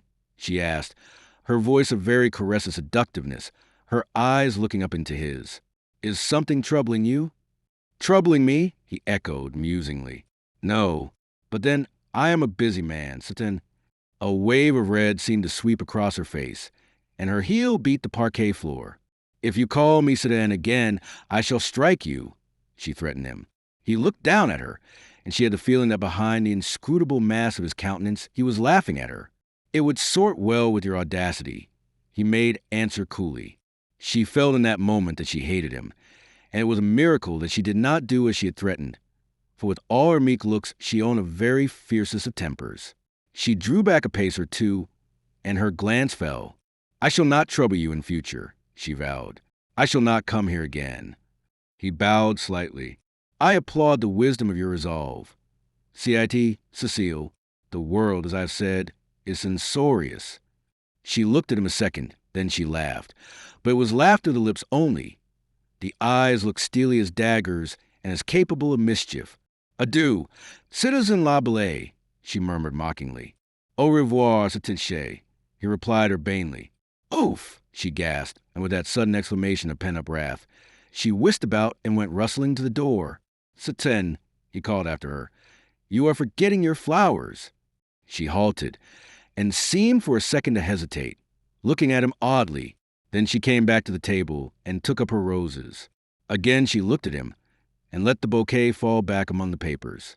"I brought them for you, Karen," she said, "and I'll leave them with you. We can at least be friends, can we not?" "Friends? But were we ever aught else?" he asked. "Alas, no," she said to herself, whilst aloud she murmured, "I thought that you would like them. Your room has such a gloomy, somber air, and a few roses seem to fuse from the sunshine on which they have been nurtured." "You are too good, Cecile," he answered, and, for all his coldness, he was touched a little by this thoughtfulness. She looked up at the altered tone, and the expression of her face seemed to soften. But before she could make answer, there was a rap at the door. It opened, and Brutus stood in the doorway. "Citizen," he announced in his sour tones, "there's another woman below asking to see you." La Bellay started, as again his thoughts flew to Suzanne, and a dull flush crept into his pale cheeks and mounted to his brow. Cecile's eyes were upon him, her glance hardening as she observed these signs. Bitter enough had it been to endure his coldness, while she had imagined that it sprang from the austerity of his nature and the absorption of his soul in matters political.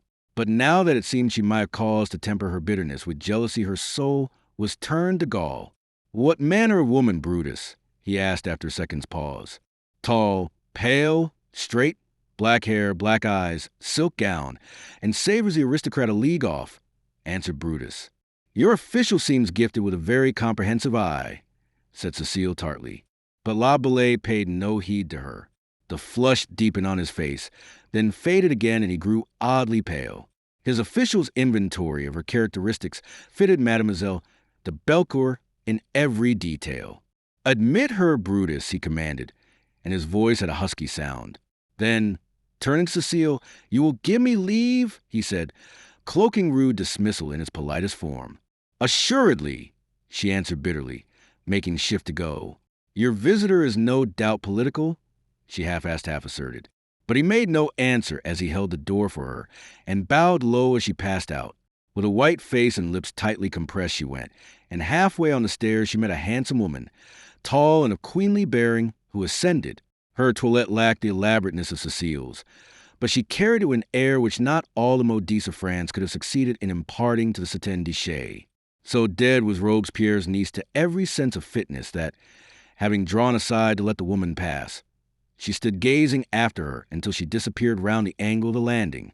Then, in a fury, she swept from a house and into her waiting coach, and as she drove back to the Place in the Rue Saint-Honoré, she was weeping bitterly in her jealous rage.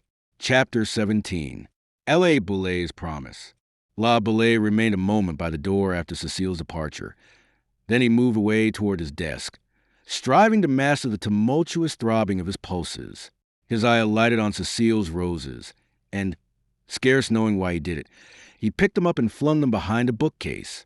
It was but done when again the door opened, and his official ushered in Mademoiselle de Belcourt. Oddly enough, at sight of her, La Bellay grew master of himself. He received her with a polite and very formal bow, a trifle over-graceful for a patriot. "So, Satin," said he, and so cold was his voice that it seemed even tinged with mockery, "you are come at last." I could not come before, monsieur, she answered, trembling. They would not let me. Then, after a second's pause, Am I too late, monsieur? She asked. No, he answered her. The ci-devant Vicomte d'Ambreville still lies awaiting trial. Will you not be seated? I do not look to remain long. As you please, Satin. I have delayed Ambreville's trial, thinking that if not my letter, why then his might bring you, sooner or later, to his rescue. It may interest you to hear, he continued with an unmistakable note of irony, that brave but hapless gentleman is much fretted at his incarceration. A shadow crossed her face, which remained otherwise calm and composed, the beautiful, intrepid face that had more than once been La Belay's undoing. I am glad that you have waited, monsieur, and so, doing you need have no doubts concerning me. D'Ambreville is my betrothed, and the troth I plighted him binds me in honor to succor him now. La Belay looked steadily at her for a moment. Upon my soul, he said at last, a note of ineffable sarcasm vibrating in his voice, I shall never cease to admire the effrontery of your class, and the coolness with which, in despite of dishonorable action, you make high-sounding talk of honor and the things to which it binds you. I have a dim recollection, Satin, of something uncommonly like your troth, which you plighted me one night at Boisvert. But so little did that promise bind you that when I sought to enforce your fulfillment of it, you broke my head and left me die in the road. His words shook her out of her calm. Her bosom rose and fell. Her eyes seemed to grow haggard, and her hands were clasped convulsively. Monsieur, she answered, when I gave you my promise that night, I had every intention of keeping it. I swear it, as heaven is my witness. Your actions more than proved it, he said dryly. Be generous, monsieur, she begged. It was my mother prevailed upon me to alter my determination. She urged that I should be dishonored if I did not. That word again, he cried. What part it plays in the life of the noblesse. All that it suits you do because honor bids you, all to which you have bound yourselves, but which is distasteful. You discover that honor forbids, and that you would be dishonored did you persist. But I am interrupting you, citoyenne. Did your mother advance any arguments? The strongest argument of all lay here, in my heart, monsieur, she answered him, roused and hardened by his scorn. You must see that it had become with me a matter of choosing the lesser of two evils. Upon reflection, I discovered that I was bound to two men, and it behoved me to keep the more binding of my pledges. Which you discover to be your word to Ambreville, he said, and his voice grew unconsciously softer, for he began to realize the quandary in which she had found herself. She inclined her head assentingly. To him, I had given the earlier promise, and then, again, he was of my own class whilst you— Spare me, Satin, he cried. I know what you would say. I am of the rabble, and of little more account in a matter of honor than a beast of the field. It is thus that you reason, and yet, mon Dieu, I had thought that ere now such notions had died out with you, and that, stupid enough though your class has proved itself, it would at least have displayed the intelligence to perceive that its day is ended, its sun set. He turned and paced the apartment as he spoke. The lilies of France have been shorn from their stems. They have withered by the roadside, and they have been trampled into the dust by the men of the new regime, and yet it seems that you others of the noblesse have not learnt your lesson.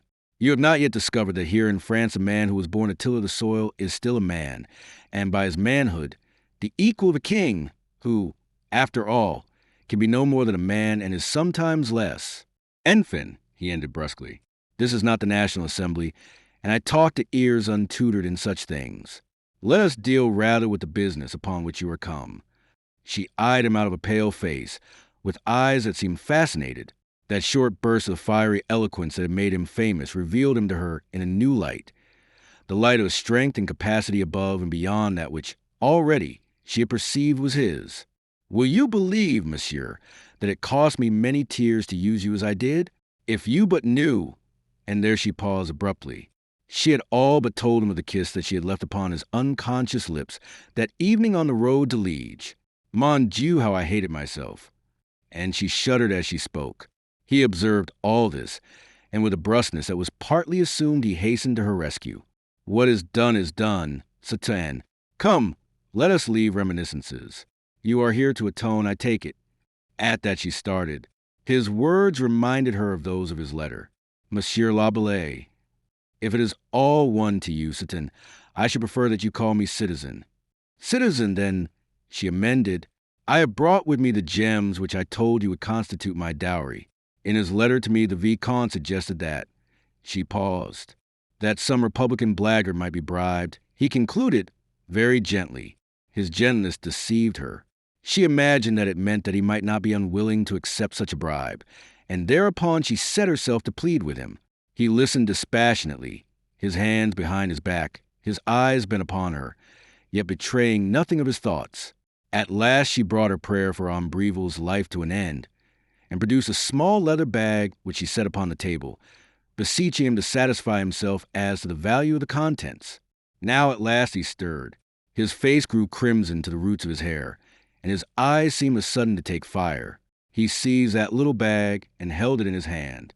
And so, Mademoiselle de Belcourt, said he in a concentrated voice, you have learnt so little of me that you bring me a bribe of gems. Am I a helot that you should offer to buy my very soul? Do you think my honor is so cheap a thing that you can have it for the matter of some bits of glass? Or do you imagine that we of the new regime, because we do not mouth the word at every turn, have no such thing as honor? For shame, he paused, his wrath boiling over as he sought words in which to give it utterance. And then, words failing him to express the half of what was in him, he lifted the bag high above his head and hurled at her feet with a force that sent half the glittering contents rolling about the parquet floor. Satan, your journey has been in vain. I will not treat with you another instant. She recoiled before his wrath, a white and frightened thing that but an instant back had been so calm and self-possessed. She gave no thought to the flashing jewels scattered about the floor. Through all the fear that now possessed her rose a consideration of this man whom she had almost confessed half-shamedly to herself that she loved, that night on the Liege road. This man who at every turn amazed her and filled her with a new sense of his strength and dignity. Then, bethinking her of Ambreville and of her mission, she took her courage in both hands, and, advancing a step, she cast herself upon her knees before Karen. Monsieur, forgive me, she besought him. I meant you no insult. How could I, when my every wish is to propitiate you? Bethink you, monsieur, I have journeyed all the way from Prussia to save that man, because he is my betrothed. Remember, monsieur, you held out to me the promise in your letter that if I came you would treat with me, and that I might buy his life from you. Why? So I did, he answered, touched by her humiliation and her tears. But you went too fast in your conclusions. Forgive me that. See, I am on my knees to you. Am I not humbled enough? Have I not suffered enough for the wrong I may have done you? It would take the sufferings of a generation to atone for the wrongs I have endured at the hands of your family. Citoyen, I will do what you will, monsieur. Bethink you that I am pleading for the life of the man I am to marry. He looked down upon her now in an emotion that in its way was as powerful as her own. Yet his voice was hard and sternly governed as he now asked her, Is that an argument, mademoiselle? Is it an argument likely to prevail with the man who, for his twice-confessed love of you, has suffered sore trials? He felt that in a way she had conquered him. His career, which but that day had seemed all sufficing to him, was now fallen into the limbo of disregard. The one thing whose possession would render his life a happy one, whose absence would leave him now a lasting unhappiness, knelt here at his feet, forgotten were the wrongs he had suffered, forgotten the purpose to humble and to punish. Everything was forgotten and silenced by the compelling voice of his blood, which cried out that he loved her. He stooped to her and caught her wrist in a grip that made her wince. His voice grew tense. If you would bribe me to save his life, Suzanne, there is but one price that you can pay. And that? She gasped her eyes, looking up with a scared expression into his masterful face.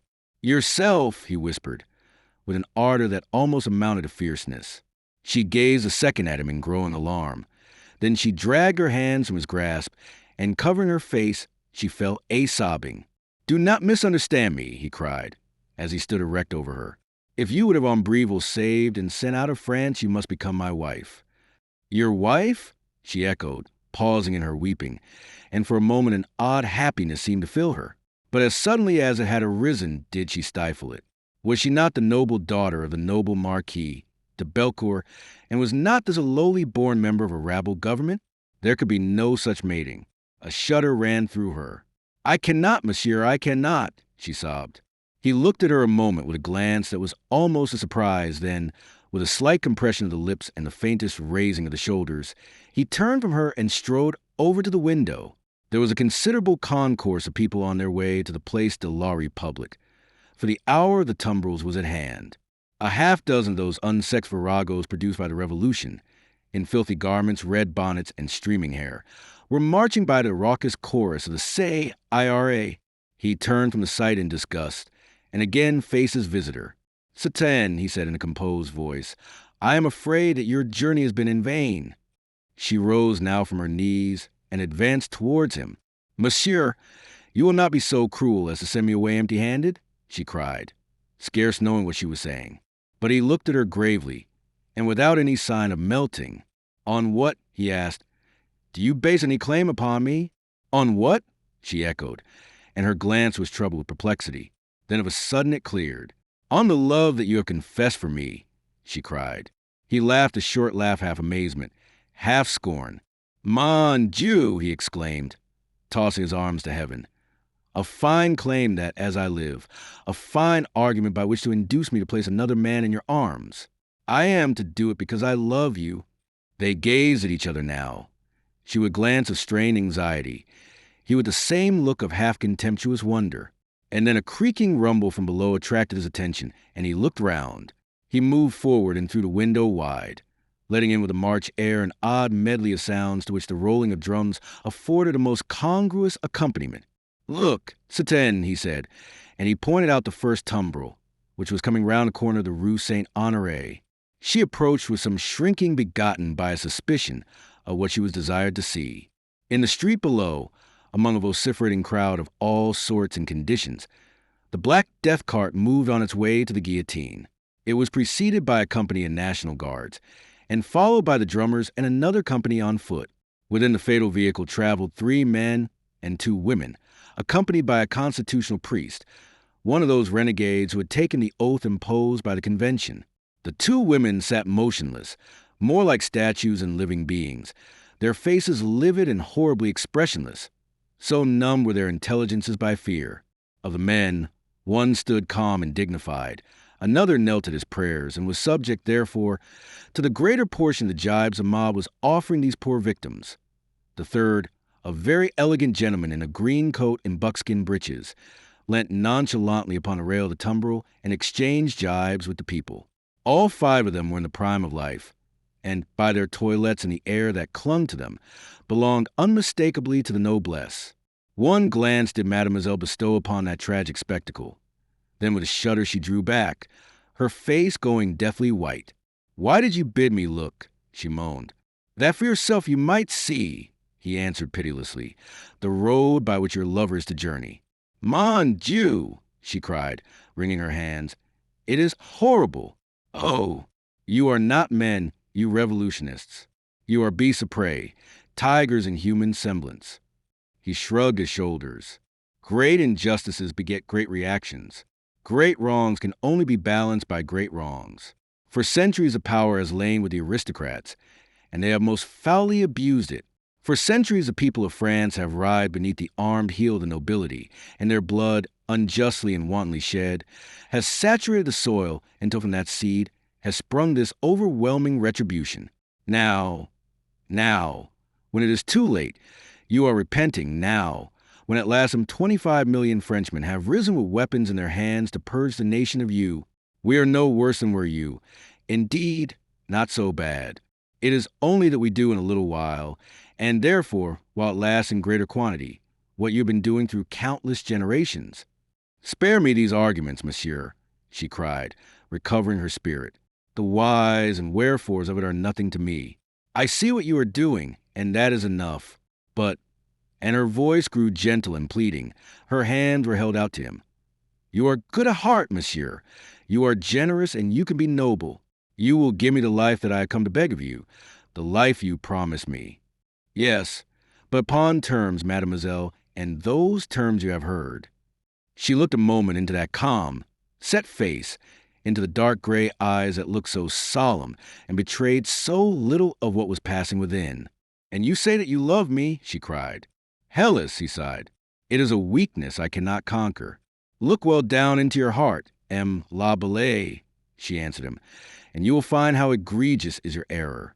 You do not love me. You love yourself, and only yourself. If you loved me, you would not seek to have me when I am unwilling. Above all things, you would desire my happiness. It is ever so when we truly love, and you would seek to promote it. If, indeed, you love me, you would grant my prayer and not torture me as you are doing.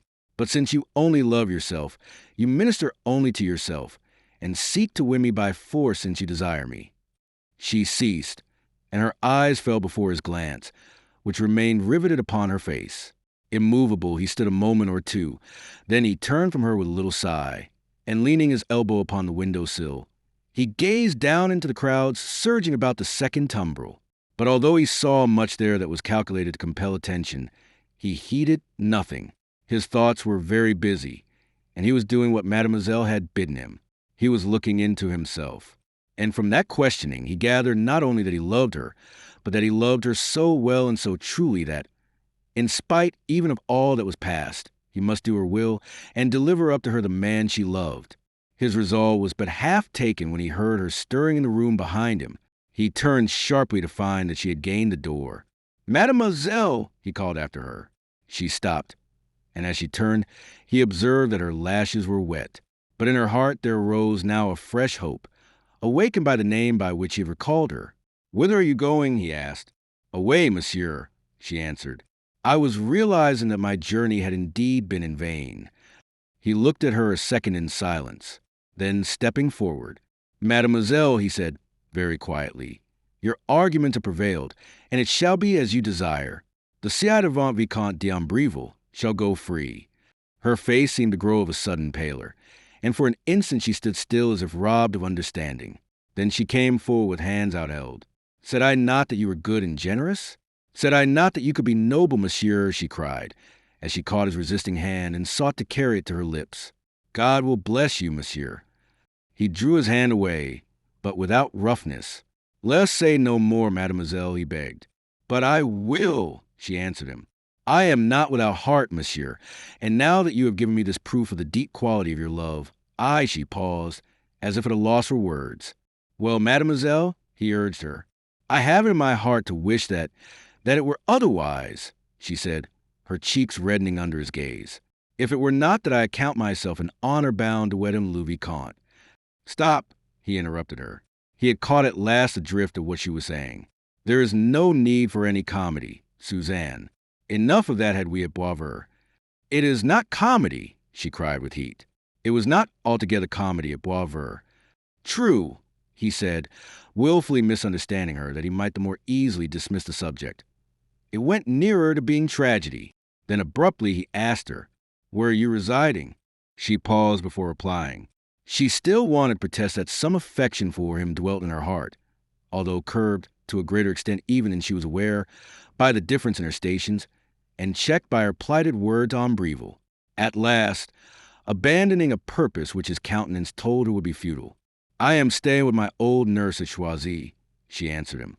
"Henriette Godelier is her name. She is well known in the village, and seems in good favor with the patriots, so that I account myself safe. I am believed to be her niece from the country."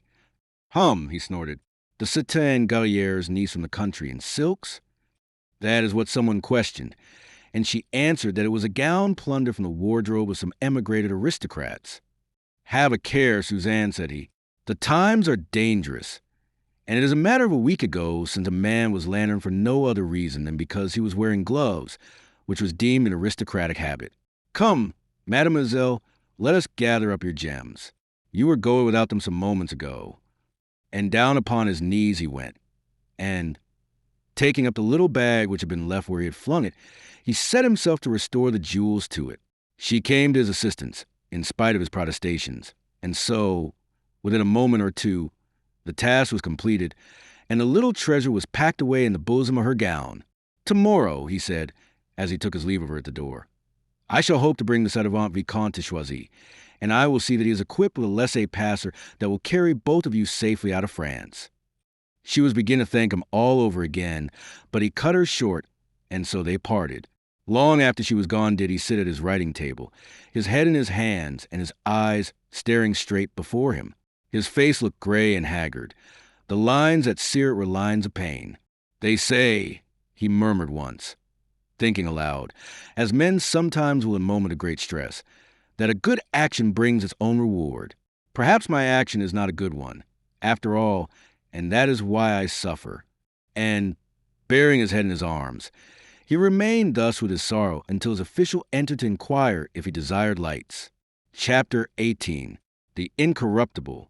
It was towards noon of the following day when Karen Laboulaye presented himself at the house of Duplay, the cabinet maker in the Rue Saint-Honoré, and asked of the elderly female who admitted him if he might see the citizen deputy Robespierre. A berlin stood at the door, the postilion at the horses' heads, and about it there was some bustle, as if in preparation of a departure. But Laboulaye paid no heed to it as he entered the house. He was immediately conducted upstairs to the Incorruptible's apartment, for he was too well known to so much as need announcing. In answer to the woman's knock, a gentle, almost plaintive voice from within bade them enter, and thus was Karen ushered into the humble dwelling of a humble and ineffective-looking individual whose power already transcended that of any other man in France, and who was destined to become still more before his ephemeral star went out. Into that unpretentious and rather close-smelling room, for it was bedchamber as well as dining room and study, stepped Laboulaye unhesitatingly, with the air of a man who was intimate with his surroundings and assured of his welcome in them. In the right-hand corner stood the bed on which the clothes were still tumbled. In the center of the chamber was a table all littered with the disorder of a meal partaken. On the left by the window sat Robespierre at his writing table, and from the overmantel at the back of the room a marble counterpart of Robespierre's own head and shoulders looked down upon the newcomer. There were a few pictures on the whitewashed walls, and a few objects of art about the chamber, but in the main it had a comfortless air, which may in part have resulted from the fact that no fire had been lighted. The great man tossed aside his pen, and rose as the door closed after the entering visitor. Pushing his horn-rimmed spectacles up onto his forehead, he stretched out his hand to Laboulaye. "It is you, Karen," he murmured in that plaintive voice of his. It was a voice that sorted well with the humane man who had resigned a judgeship at Arras sooner than pass a death sentence, but hardly so well with him who, as public prosecutor in Paris, had brought some hundreds of heads to the sawdust. "I have been desiring to congratulate you upon your victory of yesterday," he continued, "even as I've been congratulating myself upon the fact that it was I who found you and gave you to the nation. I feared that I might not see you ere I left." "You are leaving Paris?" asked Laboulaye, without heeding the compliments in the earlier part of the other's speech. "For a few days. Business of a nation, my friend. But let us talk of you. Do you know that I am proud of you, chère Karen?" Your eloquence turned Danton green with jealousy, and as for poor Vergniaud, extinguish him utterly. Ma foi, if you continue as you have begun, the day may not be far distant when you will become the patron and I the protégé. And his weak eyes beamed pleasantly from out of that unhealthy pale face. Outwardly, he had changed little since his first coming to Paris, to represent the third estate of Artois, saving his cheeks were grown more hollow. Upon his dress he still bestowed the same unpretentious care that had always characterized it, which, in one of the most prominent patriots of Mountain, amounted almost to foppishness. Blue coat, white waistcoat, silk hose, and shoes buckled with silver gave him an elegant exterior that must have earned him many a covert sneer from his colleagues. His sloping forehead was crowned by a periwig, sedulously curled and powdered. For all that with the noblesse this was already a discarded fashion. Laboulaye replied to his patron's compliments with the best grace he could command, considering how full of another matter was his mind. "I may congratulate myself, Maximilian," he added, "upon my good fortune in coming before you took your departure. I have a request to prefer, a favor to ask." "Tut, who talks of favors?" "Not you, Karen, I hope. You have but to name what you desire, and so that it lies within my power to accord it. The thing is yours. There is a prisoner in the Luxembourg in whom I am interested. I seek his enlargement." "But is that all?"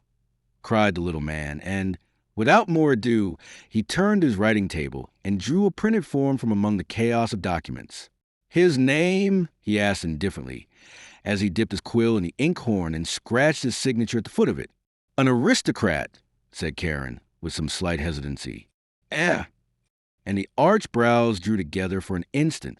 But no matter, there are enough and to spare even for Fouquier Tinville's voracious appetite. His name? The ci-devant Vicomte Anatole d'Ambreville. Cassier? The question rang sharp as a pistol shot, sounding the more fearful by virtue of the contrast with the gentle tones in which Robespierre had spoken hitherto. The little man's face grew evil. D'Ambreville, he cried. But what is this man to you? It is by your favor alone that I have let him live so long, but now he stopped short. What is your interest in this man? He demanded, and the question was so fiercely put as to suggest that it would be well for La Bellay that he should prove that interest slight indeed. But whatever feelings may have been swaying Karen at the moment, fear was not one of them. My interest in him is sufficiently great to cause me to seek his freedom at your hands, he answered with composure. Robespierre eyed him narrowly for a moment, peering at him over his spectacles, which he had drawn down onto his tip-tilted nose. Then the fierceness died out of his mien and manner as suddenly as it had sprung up. He became once more the weak-looking, ineffectual man that had first greeted La Bellay, urbane and quiet, but cold as ice. I am desolated, my dear Karen, but you have asked me for the one man in the prisons of France whose life I cannot yield you.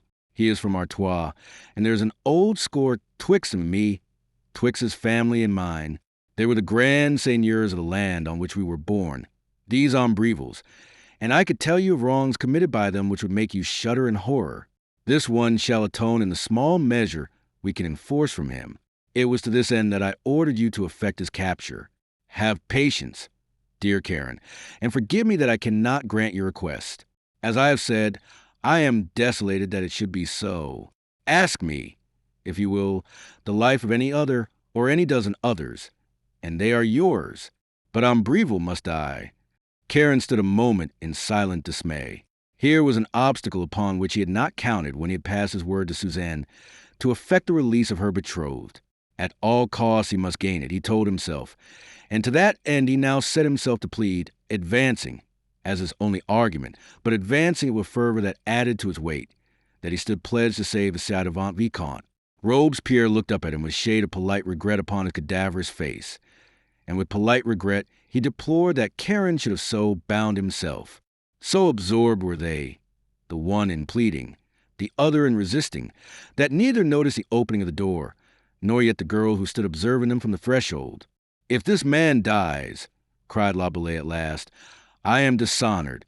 It is regrettable, returned Robespierre, that you should have pledged your word in the matter. You will confess, Karen, that it was a little precipitate. Enfin, he ended, crumpling the document he had signed and tossing it under the table. You must extricate yourself as best you can. I am sorry, but I cannot give him to you. Karen's face was very white, and his hands were clenched convulsively.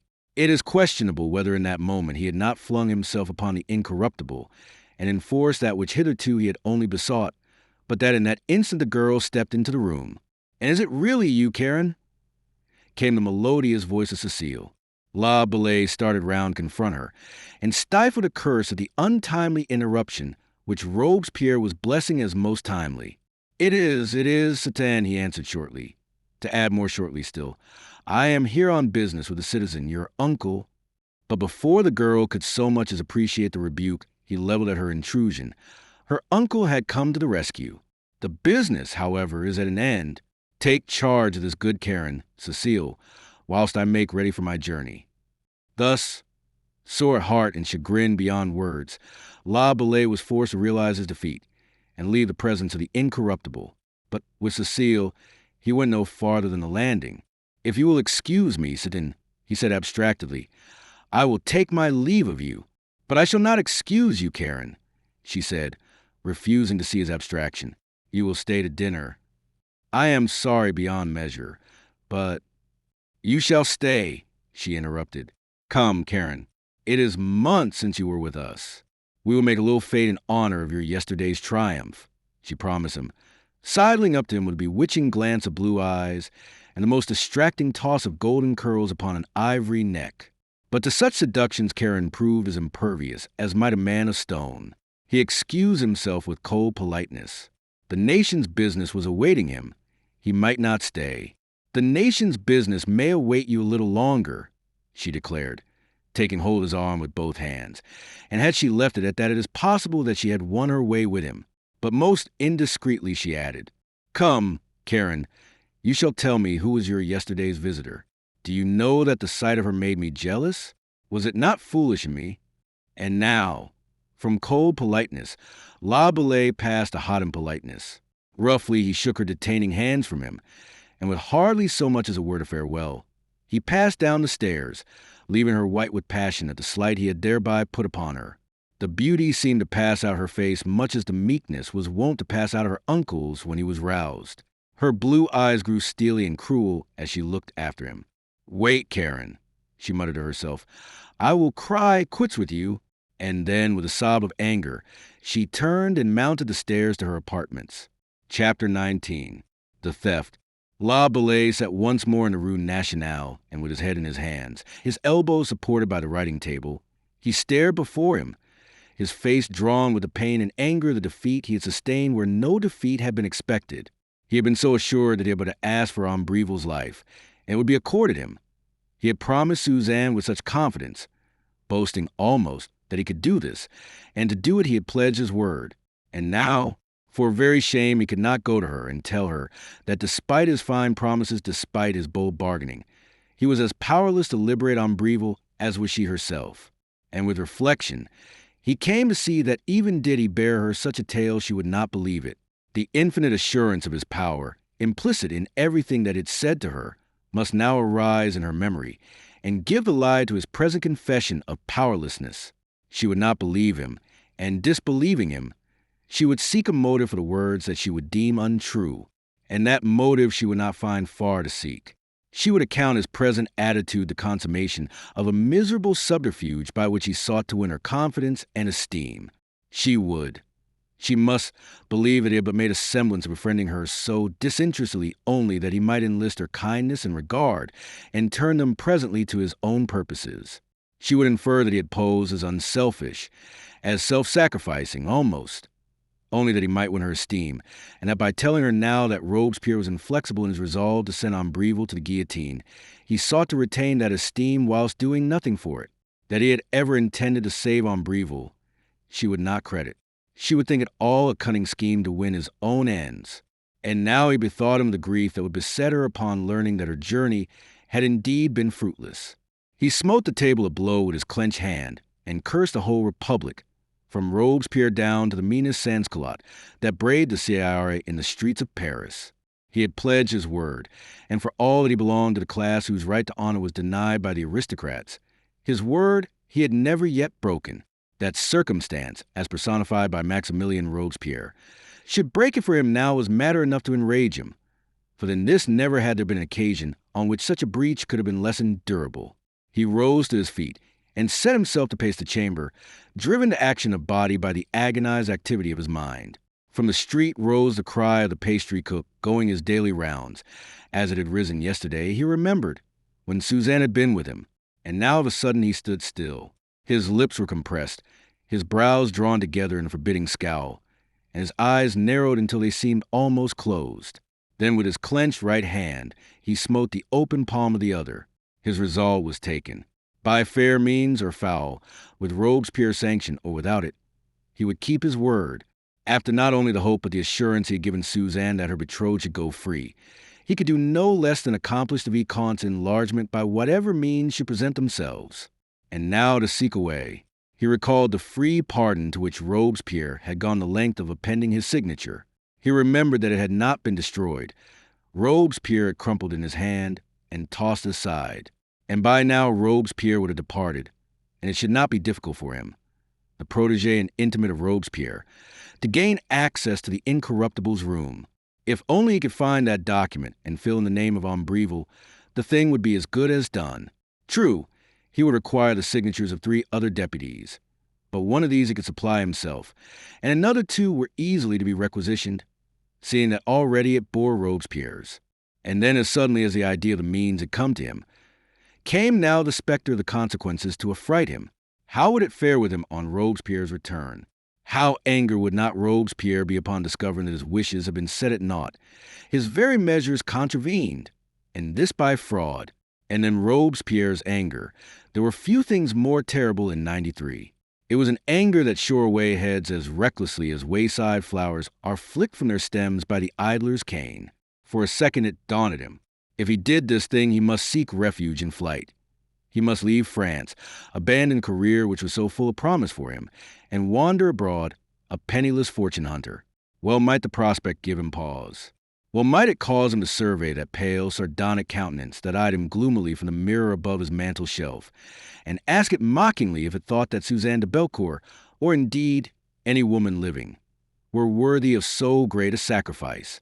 What had she done for him that he should cast away everything for her sake? Once she had told him that she loved him, only to betray him. Was that a woman for whom a man should wanton his fortunes? And then he smiled derisively, mocking his reflections in the mirror even as he mocked himself. Poor fool, he muttered. It is not for the sake of what you are to her. Were it for that alone, you would not stir a finger to gratify her wishes. It is for the sake of what she is to you, Karen. He turned from the mirror, his resolve now firm, and going to the door, he called his official. Briefly, he instructed Brutus touching the packing of a valise, which he would probably need that night. "You are going a journey, citizen?" inquired Brutus, to which Laboulaye returned a short answer in the affirmative. "Do I accompany you?" inquired the official, to which Laboulaye shook his head. At that Brutus, who, for all his insolence of manner, was very devotedly attached to his employer, broke into remonstrances, impertinent of diction, but affectionate of tenor. He protested that Laboulaye had left him behind and lonely during his mission to the army in Belgium, and he vowed that he would not be left behind again. Well, we shall see, Brutus," answered the deputy, laying his hand upon the fellow's shoulder. "But I am afraid that this time I am going farther than you would care to come." The man's ferrety eyes were raised a sudden to Laboulaye's face in a very searching glance. Karen's tone had been laden with insinuation. "You are running away," cried the official. "Essay, my good Brutus, what folly! Why should I run away, and from whom, pray?" "I know not that, but you are. I heard it in your voice. And you do not trust me, Citizen Laboulaye," the fellow added in a stricken voice. "I have served you faithfully these 2 years, and yet you have not learned to trust me." I do, my friend. You go too fast at your conclusions. Now see to my valise, and on my return perhaps I'll tell you where I am going, and put your fidelity to the test. And you will take me with you? Why, yes, Laboulaye promised him, unless you should prefer to remain in Paris. With that he got away, and leaving the house, he walked briskly up the street, round the corner, and on until he stood once more before the Place. "Has the citizen Robespierre departed yet?" he inquired of the woman who answered his peremptory knock. "He has been gone this hour, Citizen Laboulaye," she answered. "He started almost immediately after you left him." "Diable," grumbled Karen, with well-feigned annoyance. "Quel contretemps. I have left a most important document in his room, and of course it will be locked." "But the citoyenne Cécile has the key," answered the woman, eager to oblige him. "Why, yes, naturally. Now that is fortunate. Will you do me the favor procure the key from me, citoyenne, for a few moments, telling her, of course, that it is I who need it, but certainly Montez, citoyenne." And with a wave of the hand towards the stairs, she went before him. He followed leisurely, and by the time he had reached Robespierre's door, her voice floated down to him from above, calling the incorruptible's niece. Next he heard Cecile's voice replying, and then a whispered conference on the landing overhead, to the accompaniment of the occasional tinkle of a bunch of keys. Presently the domestic returned, and unlocking the door, she held it open for Laboulaye to pass. From her attitude it seemed to Karen as if she were intentioned, probably she had been instructed, to remain there while he obtained what he sought. Now he had no mind that she should see him making his quest among the wasted papers on the floor, and so, "I shall not be more than a few minutes," he announced quietly. "I will call you when I am ready to depart." Thus uncompromisingly dismissed, she did not venture to remain, and passing in, Laboulaye closed the door. As great as had been his deliberation, hitherto was now the feverish haste with which he crossed to the spot where he had seen the document flung. He caught up a crumpled sheet, and opened it out. It was not the thing he sought. He cast it aside and took up another with no better luck. To crumple discarded papers seemed the habit of the incorruptible, for there was a very litter of them on the ground. One after another did Karen investigate without success. He was on his knees now, and his exploration had carried him as far as the table. Another moment, and he was groveling under it, still at his search, which with each fresh disappointment grew more feverish. Yonder, by the leg of the incorruptible's chair, he espied the ball of paper, and to reach it he stretched to his full length, lying prone beneath the table in an attitude scarce becoming a deputy of the French Republic.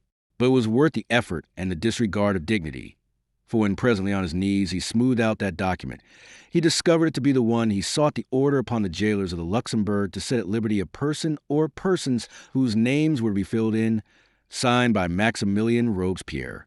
He rose, absorbed in his successful find, and he pursued upon the table the process of smoothing the creases as much as possible from that priceless document. That done, he took up a pen and attached his own signature alongside of Robespierre's. Then into the blank space above, he filled the name of Anatole d'Ambreville Sadavant, Vicomte d'Ambreville. He dropped the pen and took up the sandbox.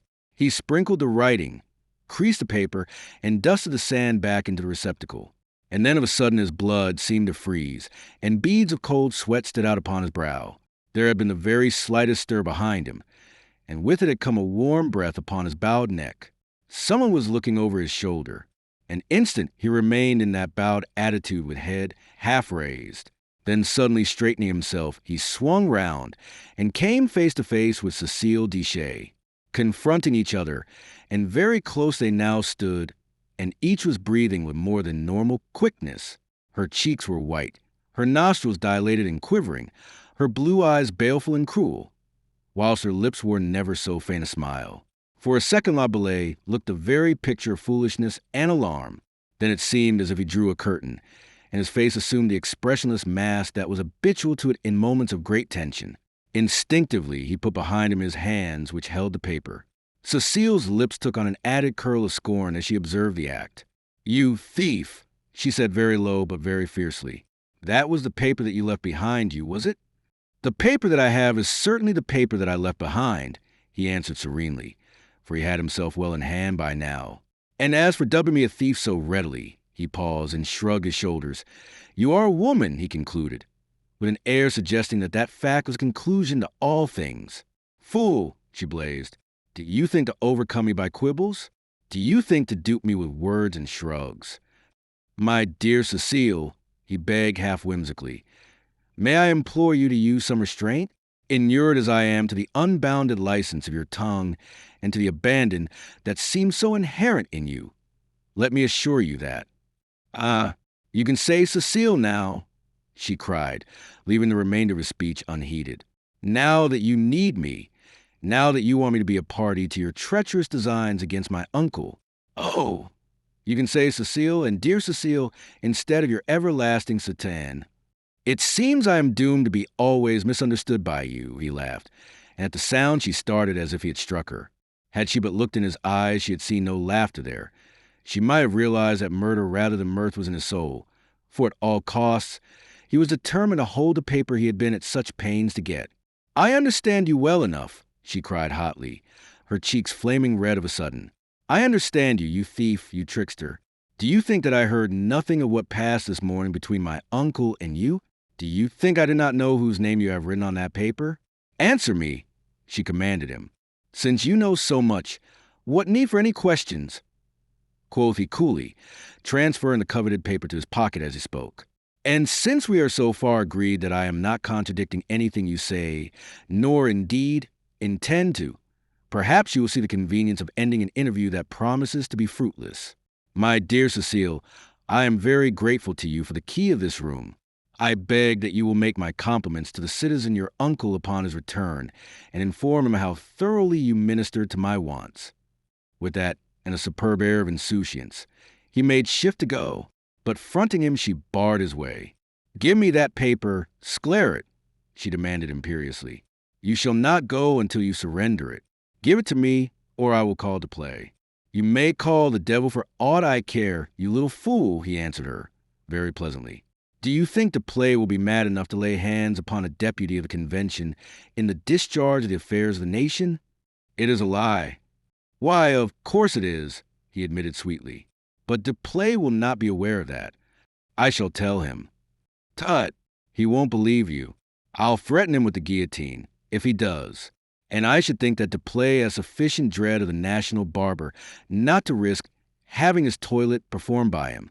Now be reasonable and let me pass. Enraged beyond measure by his persiflage and very manifest contempt of her, she sprang suddenly upon him and caught at the lapels of his redingote. Give me that paper, she screamed, exerting her entire strength in a vain effort to boldly shake him. Coldly he eyed this golden-haired virago now, and looked in vain for some trace of her wonted beauty in the stormy distortion of her face. You grow tiresome with your repetitions, he answered her impatiently, as, snatching at her wrists, he made her release her hold. Let me go. And with that, he flung her roughly from him. A second she staggered, then, recovering her balance and without an instant's hesitation, she sped to the door, imagining her intent to be to lock him, and La Bellais sprang after her. But it seemed that his mind had been more swift to fasten upon the wiser course than had hers. Instead, she snatched the key and closed the door on the inside. She wasted a moment fumbling at the lock, and even as he caught her by the waist, the key slipped in, and before he dragged her back, she contrived to turn it and now held it in her hand. He laughed a trifle angrily as she twisted out his grasp and stood panting before him. You shall not leave this room with that paper, she gasped, her anger ever swelling, and now rendering her speech almost incoherent. He set his arms akimbo and surveyed her whimsically. My dear Cecile, quoth he, if you will take no thought for my convenience, I beg that, at least, you will take some for your good name. Thousand devils, woman, will you have it said in Paris that you were found locked in a room with me? What will your uncle, your virtuous, prudish, incorruptible uncle, say when he learns of it? If he does not demand a heavy price from you for so dishonoring him, he is not the man I deem him. Now be sensible, child, and open that door while there is yet time, and before anybody discovers us in this most compromising situation. He struck the tone most likely to win him obedience, and that he had judged astutely her face showed him. In the place of the anger that had distorted it, there came now into that countenance a look of surprise and fear. She saw herself baffled at every point. She had threatened him with the play, the only man available, and he had shown her how futile it must prove to summon him. And now she had locked herself in with him, thinking to sit there until he should do her will, and he showed her the danger to herself therein, which had escaped her notice. There was a settle close behind her, and on to this she sank, and bending her head she opened the floodgates of her passionate little soul, and let the rage that had so long possessed her dissolve in tears. At sight of that sudden change of front, La Bellais stamped his foot. He appreciated the fact that she was about to fight him with weapons that on a previous occasion, when, however, it is true, they were wielded by another, had accomplished his undoing, and for all that he steeled his heart, and evoked the memory of Suzanne to strengthen him in his purpose. He approached her with a kindly exterior. He sat him down beside her. He encompassed her waist with his arm, and drawing her to him, he set himself to soothe her as one soothes a willful child. Had he then recalled what her attitude had been towards him in the past, he had thought twice before adopting such a course. But in his mind there was no sentiment that was not brotherly, and far from his wishes was it to invest his action with any other than fraternal kindness. But she, feeling that caressing arm about her, and fired by it in her hapless passion for this man, was quick to misinterpret him, and translate his attitude into one of a kindness far beyond his dreams. She nestled closer to him. At his bidding her weeping died down and ceased. There, Cecile, you will give me the key now, he begged. She glanced up at him shyly through wet lashes, as peeps the sun through April clouds. There is nothing I will not do for you, Karen, she murmured. See, I will even help you to play the traitor on my uncle. For you love me a little, cher Karen, is it not so? He felt himself grow cold from head to foot, and he grew sick at the thought that by the indiscretion of his clumsy sympathy, he had brought this down upon his luckless head. Mechanically his arm relaxed the hold of her waist and fell away. Instinctively, she apprehended that all was not as she had thought. She turned on the seat to face him squarely, and caught something of the dismay in his glance of the loathing almost. For what is more loathsome to a man than to be wooed by a woman he desires not? Gradually, inch by inch, she drew away from him, ever facing him, and her eyes ever on his, as if fascinated by the horror of what she saw. Thus until the extremity of the settle permitted her to go no farther. She started, then her glance flickered down, and she gave a sudden gasp of passion. Simultaneously, the key rang on the boards at Karen's feet, angrily flung there by Cecile. "Go!" she exclaimed in a suffocating voice, "and never let me see your face again." For a second or two he sat quite still, his eyes observing her with a look of ineffable pity, which might have increased her disorder had she perceived it. Then slowly he stooped and took up the key. He rose from the settle and without a word, for words he realized, could do no more than heighten the tragic banality of the situation. He went to the door, unlocked it, and passed out. Huddled in her corner sat Cecile, listening until his steps had died away on the stairs. Then she cast herself prone upon the settle, and in a frenzy of sobs and tears, she vented some of the rage and shame that were distracting her. Chapter 20. The Gratitude of André-Louis. What La Bellay may have lacked in knowledge of woman's ways, he made up for by his knowledge of Cecile, and from this he apprehended that there was no time to be lost if he would carry out his purpose. Touching her dismissal of him, he permitted himself no illusions. He rated it at its true value. He saw in it no sign of relenting of generosity, but only a desire to put an end to the shame which his presence was occasioning her. He could imagine the lengths to which the thirst of vengeance would urge a scorned woman, and of all women he felt that Cecile's scorn was the most to be feared. She would not sit with folded hands. Once she overcame the first tempestuous outburst of her passion, she would be up and doing, straining every sense to outwit and thwart him in his project, whose scope she must have more than guessed.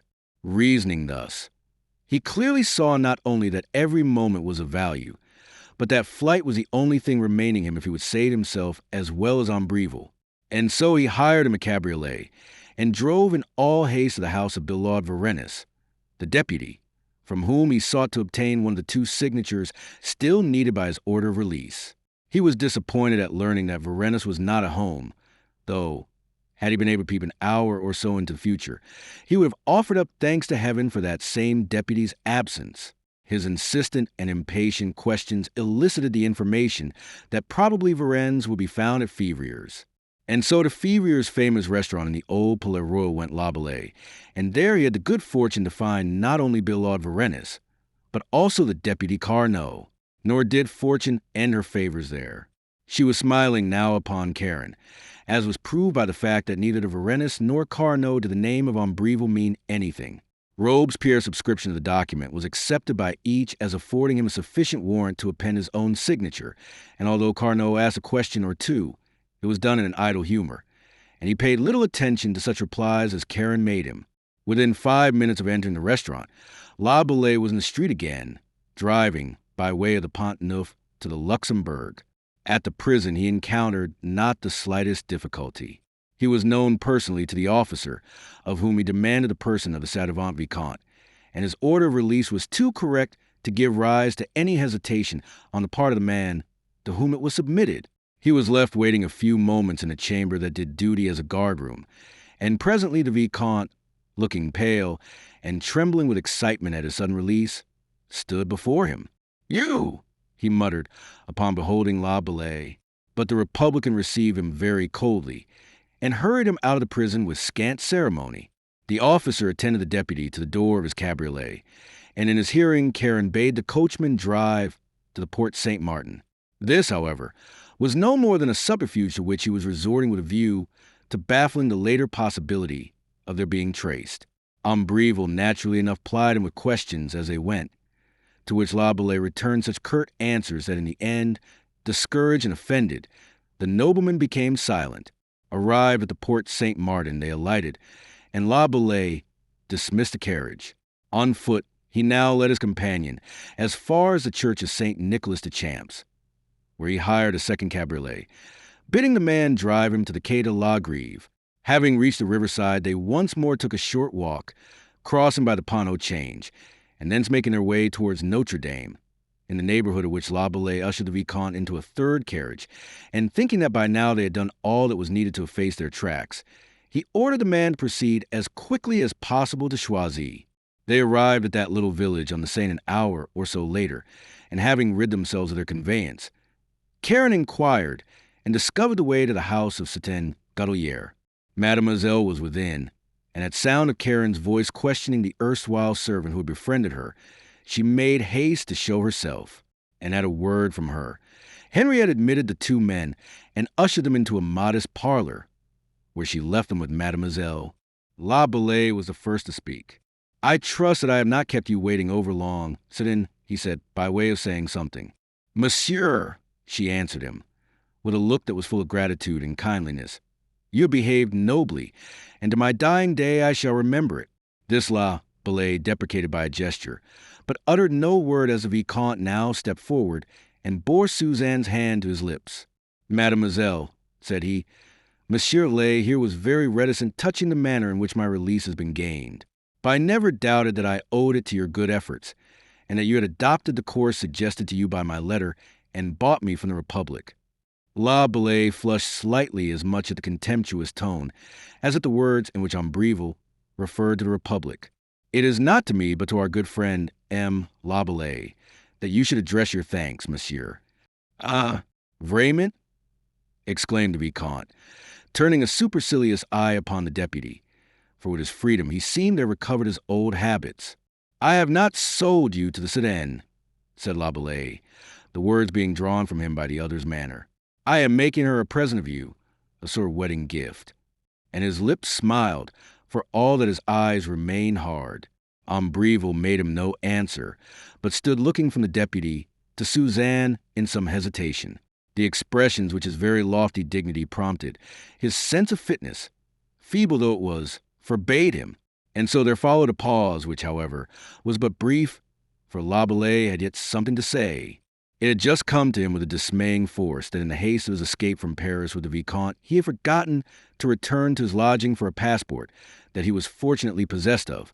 It was a laissez-passer, signed and left in blank, with which he had been equipped against the possibility of the need for it arising, when he had started upon the convention's errand to the army of Dumouriez.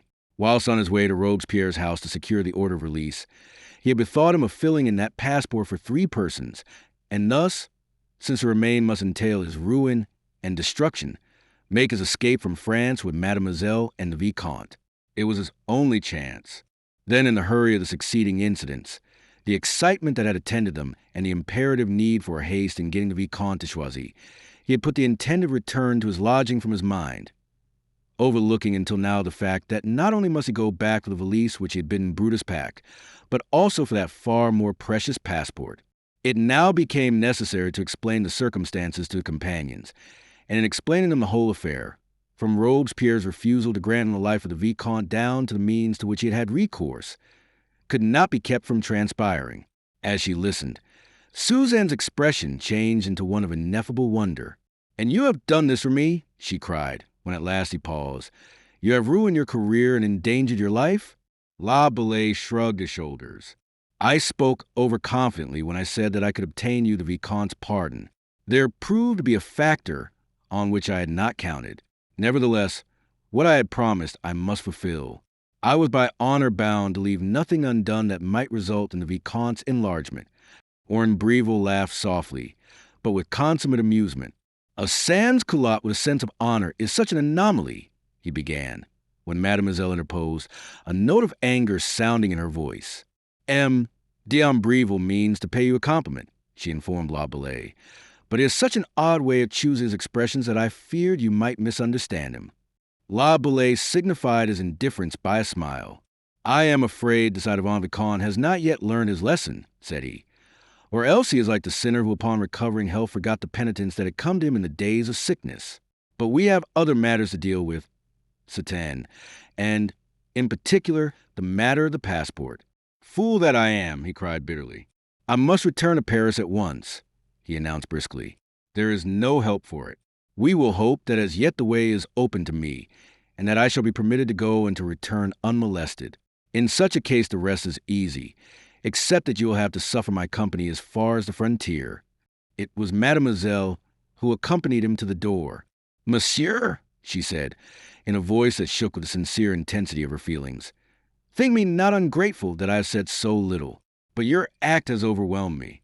It is so truly noble that to offer you thanks that are but words seems toned little short of banality."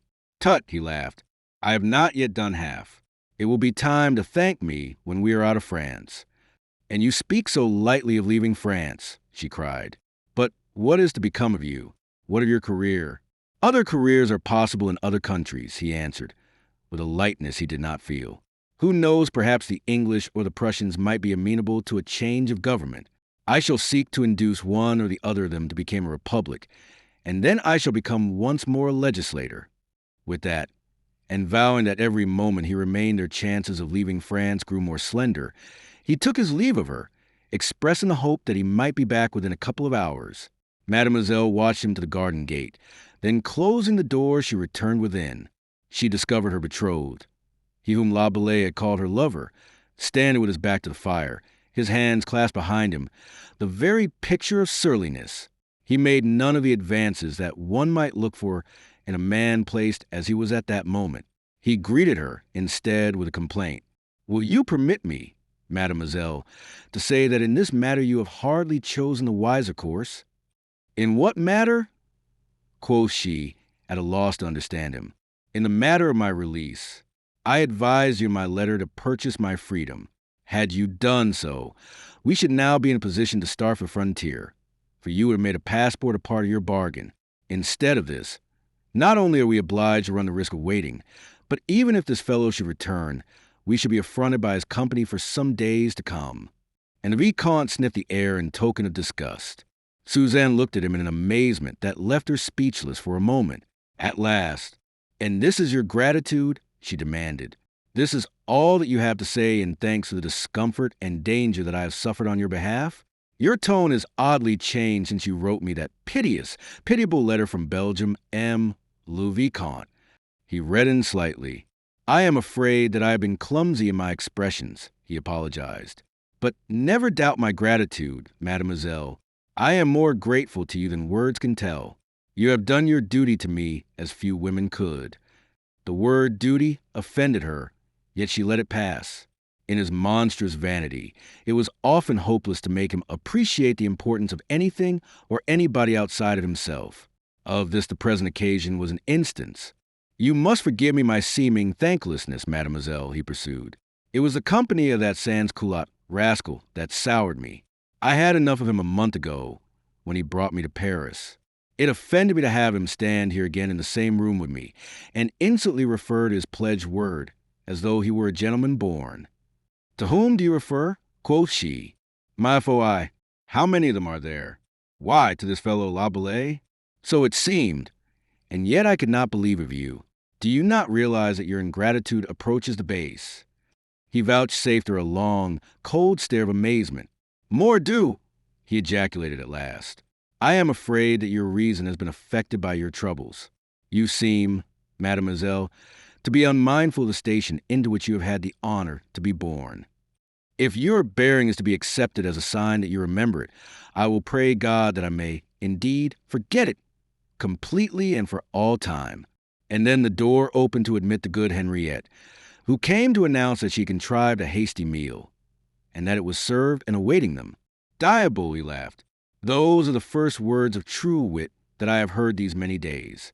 I swear," he added, with a pleasantness that was oddly at variance with his sullen humor of a moment back, "that I have not tasted human food these 4 weeks, and as for my appetite, it is capable of consuming the whole patrimony of St. Peter. Lead the way, my good Henriette. Come, mademoiselle." Chapter 21. The Arrest. Facts prove how correct had been La Bellay's anticipations of the course that Cecile would adopt. Within a half hour of his having quitted the house of Billaud Varennes, she presented herself there, and demanded to see the deputy. Upon being told that he was absent, she determined to await his return. And so, for the matter of an hour, she remained in the room where the porter had offered her accommodation, fretting at the delay, and only restrained from repairing to some other member of the convention by the expectation that the next moment would see Varennes arrive. Arrive he did at last, when her patience was all but exhausted, and excitedly she told her tale of what had taken place. Varenus listened gravely and cross-questioned her in his unbelief, for it seemed, indeed, monstrous that a man of La Belay's position should ruin so promising a future as was his by an act for which Varenus could not so much as divine a motive. But her story hung together so faithfully, and was so far borne out by the fact that Varenus himself had indeed signed such a document as she described, that in the end the deputy determined to take some steps to neutralize the harm that might have been done. Dismissing the girl with the assurance that the matter should have his attention, he began by dispatching a courier to Robespierre at Chartres, where he knew the incorruptible to be. That done, he resorted to measures for La Belay's detention, but this proved a grave matter. What if, after all, that half-hysterical girl's story should be inaccurate? In what case would he find himself if, acting upon it in the meantime, he should order Karen's arrest?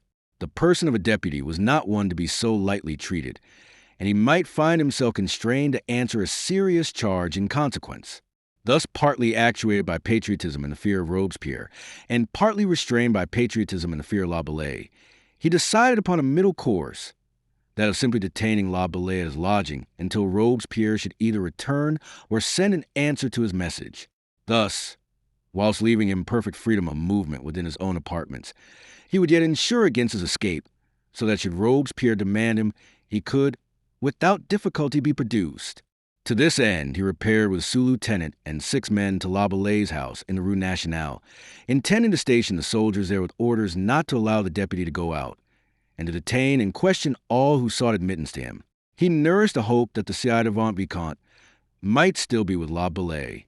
At the Rue Nationale, however, he was to discover that neither deputy nor aristocrat was to be found. Brutus informed him that he was expecting the citizen La Belay, but beyond that he would say nothing, and he wisely determined to hold his peace touching the valise that he had been ordered to pack and the fact that he knew the deputy meditated leaving Paris. Brutus had learnt the value of silence, especially when those who sought information were members of the convention. Alarmed at this further corroboration of Cecile's story of treachery, Varenus left the military at Karen's house, with orders not to allow the deputy to again depart if in the meantime he should happen to return, whilst to every barrier of Paris he sent instructions to have La Belay detained if he should present himself. By these measures he hoped still to be able to provide against the possibility of Karen's seeking to leave Paris. But Karen had been gone over an hour, and as a matter of fact, he was back again in Paris within a very little time of these orders having been issued. At the Barrier d'Offre, although recognized, he was not molested, since the orders only and distinctly concerned his departure and nowise his arrival. Thus, not until he had reached his lodgings did he realize that all was not as he had hoped, and even then it was only within doors that he made the discovery, when he found himself suddenly confronted by the sous-lieutenant, who was idling in the passage.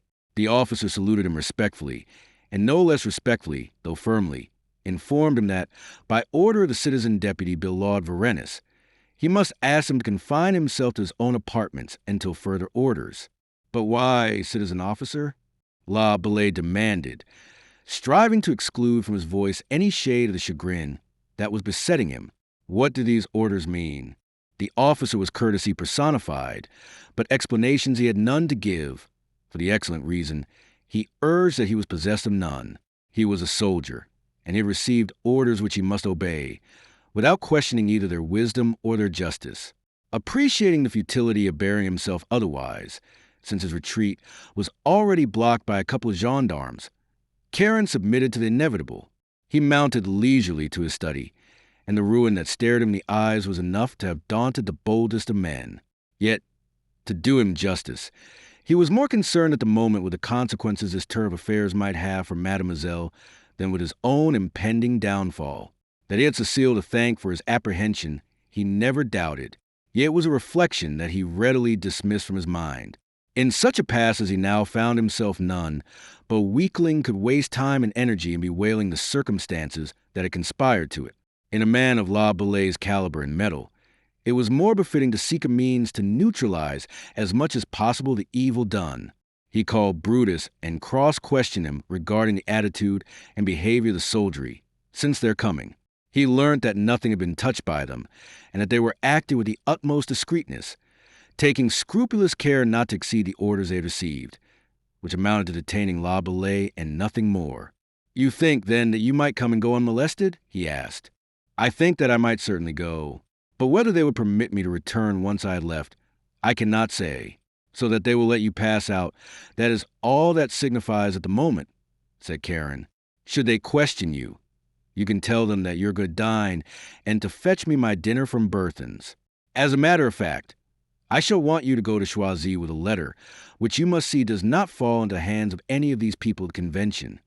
Give me the letter, citizen, and trust me to do the rest, answered the faithful Brutus. La Boulay searched the drawer of his writing table for the blank passport he required. Having found it, he hesitated for a moment how to fill it in. At last he decided and set down 3 names, Pierre, Francois, and Julie Michael players, going to Strasbourg, to which he added descriptions of himself, the Vicomte and Mademoiselle. He reasoned that in case it should ultimately prove impossible for him to accompany them, the passport, thus indited, would still do duty for the other 2. They could easily advance some excuse why the 3rd person mentioned was not accompanying them. From this it will be seen that La Boulay was far from having abandoned hope of effecting his escape, either by his own resourcefulness or by the favor of Robespierre himself, whose kindness for him, after all, was a factor worth reckoning upon. To Mademoiselle he now wrote as follows. He subscribed a letter with his initials, and, having enclosed the passport and sealed the package, he gave it to Brutus, with the most minute instructions touching its delivery. These instructions Brutus carried out with speed and fidelity. He was allowed to quit the house without so much as a question, which left his plan for readmittance the greater likelihood of succeeding. In something less than an hour, for he hired himself a horse at the nearest post-house, he had delivered his letter to Mademoiselle at Choisy. Its contents sowed in her heart the very deepest consternation, a consternation very fully shared by the Vicomte. "Tenez," he exclaimed when he had read it, "perhaps now you will admit the justice of my plaint that you did not make a simple purchase of my liberty, as I counseled you, instead of entering into this idiotic compact with that sans-culotte." She looked at him a moment in silence. She was suffering, as it was at the very thought that La Belay's life might be in danger in consequence of what he had done for her. With reluctance had she accepted the sacrifice of his career, which he had made to serve her. Now that it became the question of a sacrifice of life, as well she was dismayed. All the wrongs that she and hers had done, that man seemed to rise up and reproach her now. And so, when presently she answered the Vicomte, it was no more than natural that she should answer him impatiently. "I thought, monsieur, that we had already discussed and settled that." "Settled it?" he echoed with a sneer. "It seems none so easy to settle. Do you think that words will settle it?" "By no means," she answered, her voice quivering. "It seems as if a man's life will be required for that." He shrugged his shoulders, and his face put on a look of annoyance. "I hope, mademoiselle, that you are not proposing to introduce sentimentality. I think you would be better advised to leave that vulgarity to the vulgar." "I do not propose to pursue the discussion at all, monsieur," was her chilly answer. "The way of woman," he reflected aloud. "Let her find that she is being worsted in argument, and she calmly tells you that she has no mind to pursue it. But, mademoiselle, will you tell me at least what you intend?" "What do I intend?" she questioned. "What choice have we? Whenever we are asked to follow a given course, we have always a choice between 2 alternatives," he theorized. "We can comply or not comply. In the present instance, I am afraid your rule is inapplicable. There is no room for any alternative. We can do nothing but wait." She looked at him impatiently, and wearily she sank onto a chair. "Monsieur," she said, as calmly as might be, "I am almost distracted by my thoughts as it is. I don't know whether you are seeking to complete the rout of my senses. Let me beg of you at least not to deal in riddles with me. The time is ill chosen. Tell me bluntly what is in your mind, if indeed anything."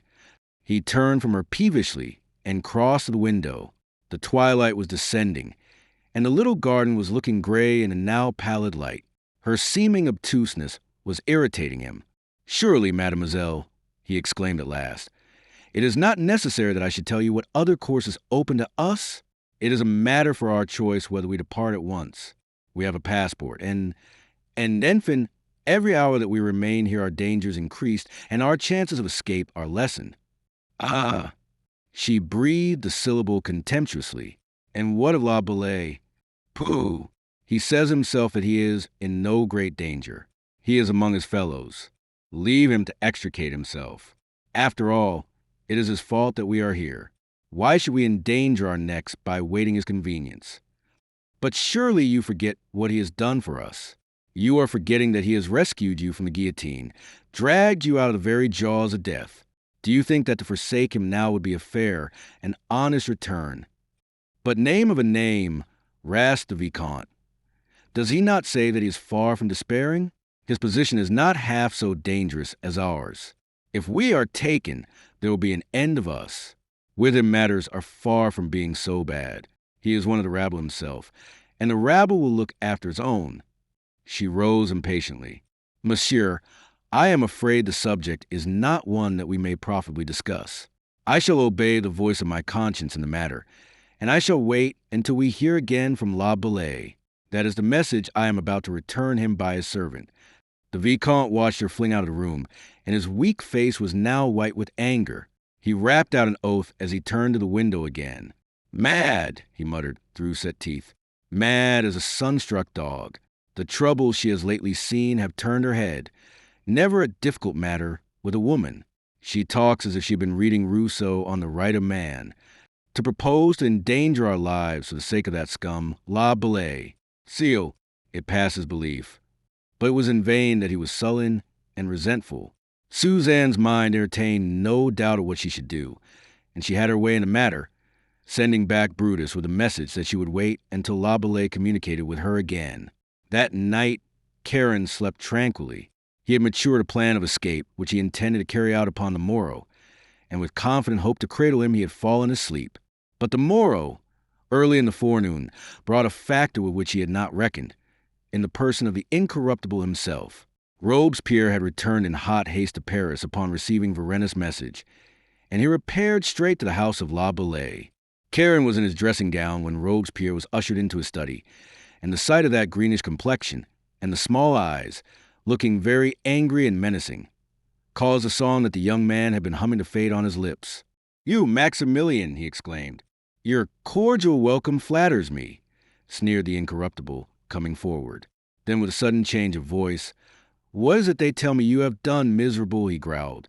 It would have been a madness on Karen's part to have increased an anger that was already mounting to very passionate heights. Contritely, therefore, and humbly he acknowledged his fault, and cast himself upon the mercy of Robespierre. But the incorruptible was not so easily to be shaken. "Traitor that you are," he inveighed, "do you imagine that because it is yours to make high-sounding speeches in the convention, you art conspire with impunity against the nation? Your loyalty, it seems, is no more than a matter of words, and they that would keep their heads on their shoulders in France today will find the need for more than words as their claim to be let live. If you would save your miserable neck, tell me what you have done with this damned aristocrat." "He is gone," answered La Bellay quietly. "Don't prevaricate, Karen. Don't seek to befool me. Citizen Deputy, you have him in hiding somewhere. You can have supplied him with no papers, and a man may not travel out of France without them in these times. Tell me, where is he?" "Gone," repeated La Bellay. "I have set him free, and he has availed himself of it to place himself beyond your reach. More than that I cannot tell you." "Can you not?" snarled Robespierre, showing his teeth. "Of what are you dreaming, fool? Do you think that I will so easily see myself cheated of this dog? Did I not tell you that rather would I grant you the lives of a dozen aristocrats than that of this single one? Do you think, then, that I am so lightly to be balked? Name of God, who are you, La Bellay? What are you, that you dare thwart me in this?" He looked at the young man's impassive face to curb his anger. "Come, Karen," he added, in a wheedling tone. "Tell me what you have done with him." "I have already told you," answered the other quietly. As swift and suddenly as it changed before did Robespierre's humor change again upon receiving that reply. With a snort of anger, he strode to the door and threw it open. "Citizen Lieutenant," he called, in a rasping voice. "Here, citizen," came a voice from below. "Give yourself the trouble of coming up with a couple of men. Now, Citizen La Bellay," he said more composedly, as he turned once more to the young man, Since you will not learn reason, you may mount the guillotine in his place. Karen paled slightly as he inclined his head in silent submission. At that moment, the officer entered with his men at his heels. "Arrest me that traitor," Maximilian commanded, pointing a shaking finger at Karen. "To the Luxembourg with him. If you will wait while I change my dressing gown for a coat, citizen officer," said Laboulaye composedly, "I shall be grateful." Then, turning to his official, Brutus, he called, "Attend me." He had an opportunity while Brutus was helping him into his coat to whisper in the fellow's ear, "Let her know." More he dared not say, but to his astute official that was enough. And with a sorrowful face, he delivered to Suzanne, a few hours later, the news of Laboulaye's definite arrest and removal to the Luxembourg. At Brutus's description of the scene, there had been twixt Robespierre and Karen, she sighed heavily, and her lashes grew wet. "Poor, faithful Laboulaye," she murmured. "God aid him now." She bore the news to d'Ambreville, and upon hearing it, he tossed aside the book that had been engrossing him and looked up, a sudden light of relief spreading on his weak face. "It is the end," said he, as though no happier consummation could have attended matters, "and we have no more to wait for. Shall we set out today?" he asked, and urged the wisdom of making haste. "I hope and I pray God that it may not be the end, as you so fondly deem it, monsieur," she answered him. "But whether it is the end or not, I am resolved to wait until there is no room for any hope." "As you will," he sighed wearily. "The issue of it all will probably be the loss of our heads. But even that might be more easily accomplished than to impart reason to a woman. Or unselfishness, it seems to a man," she returned, as she swept angrily from the room. Chapter 22. The Tribunal. At the bar of the Revolutionary Tribunal stood Deputy Karen Laboulaye upon his trial for treason to the nation and contravention of the ends of justice. Fouquier Tinville, the sleuth-hound Attorney General, advanced his charges and detailed the nature of the young revolutionist's crime. But there was in Fouquier Tinville's prosecution a lack of virulence for once, just as among Laboulaye's fellows. Sitting in judgment, there was a certain uneasiness, for the revolution was still young, and it had not yet developed that Saturnian habit of devouring its own children, which was later to become one of its main features. The matter of Laboulaye's crime, however, was but too clear, and despite the hesitancy on the part of the jury, despite the unwanted tameness of Tinville's invective, the tribunal's course was well defined and admitted of not the slightest doubt. And so, the production of evidence being dispensed with by Karen's ready concurrence and acknowledgment of the offense, the president was on the point of formally asking the jury for their finding, when suddenly there happened a commotion, and a small man in a blue coat and black-rimmed spectacles rose at Tinville's side and began an impassioned speech for the defense. This man was Robespierre, and the revolutionists sitting there listened to him in mute wonder, for they recalled that it was upon the Incorruptible's own charge their brother deputy had been arrested. Ardently did Maximilian pour out his eloquence, enumerating the many virtues of the accused and dwelling at length upon his vast services to the Republic, his hitherto unfaltering fidelity to the nation and the people's cause, and lastly, deploring that in a moment of weakness he should have committed the indiscretion which had brought him where he stood. And against this thing of which he was now accused, Robespierre bade the deputies of the jury balance the young man's past, and the much that he had done for the revolution, and to offer him, in consideration of all that, a chance of making atonement and regaining the position of trust and of brotherly affection which for a moment he had forfeited. The court was stirred by the address. They knew the young sans-culottes' worth, and they were reluctant to pass sentence upon him and send him to the death designed for aristocrats and traitors. And so they readily pronounced themselves willing to extend him the most generous measure of mercy, to open their arms and once more to clasp to their hearts the brother who had strayed, and to reinstate him in their confidence and their counsels. They pressed Robespierre to name the act of atonement by which he proposed Laboulaye should recover his prestige, and Robespierre in answer cried, "Let him repair the evil he has done. Let him neutralize the treachery into which a moment of human weakness betrayed him. Let him return to us the aristocrat he has attempted to save, and we will forget his indiscretion, and receive him back amongst us with open arms, as was a prodigal son received." There was a salvo of applause. Men rose to their feet excitedly, and with arms outstretched in Karen's direction, they vociferously implored him to listen to reason as uttered by the Incorruptible, to repent him and to atone while there was yet time. They loved him, They swore in voices of thunder, each seeking to be heard above his neighbor's din, and would break their hearts to find him guilty. Yet find him guilty they must unless he chose the course which this good patriot Maximilian pointed out to him. La Bellay stood pale but composed, his lips compressed, his keen eyes alert. Inwardly, he was moved by this demonstration of goodwill, this very storm of fraternity, but his purpose remained adamant. And when at last the president's bell had tinkled his noisy judges into silence, his voice rose clear and steady as he thanked them for leaning to clemency on his behalf. Hellas, he ended, words cannot tell you how deeply I deplore that it is a clemency of which I may not avail myself. What I have done I may not undo. And so, citizens, whilst I would still retain your love and your sympathy, you must suffer me to let justice take its course.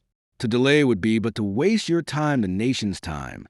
But this is rank defiance, roared Tinville, roused at last into some semblance of his habitual bloodthirstiness.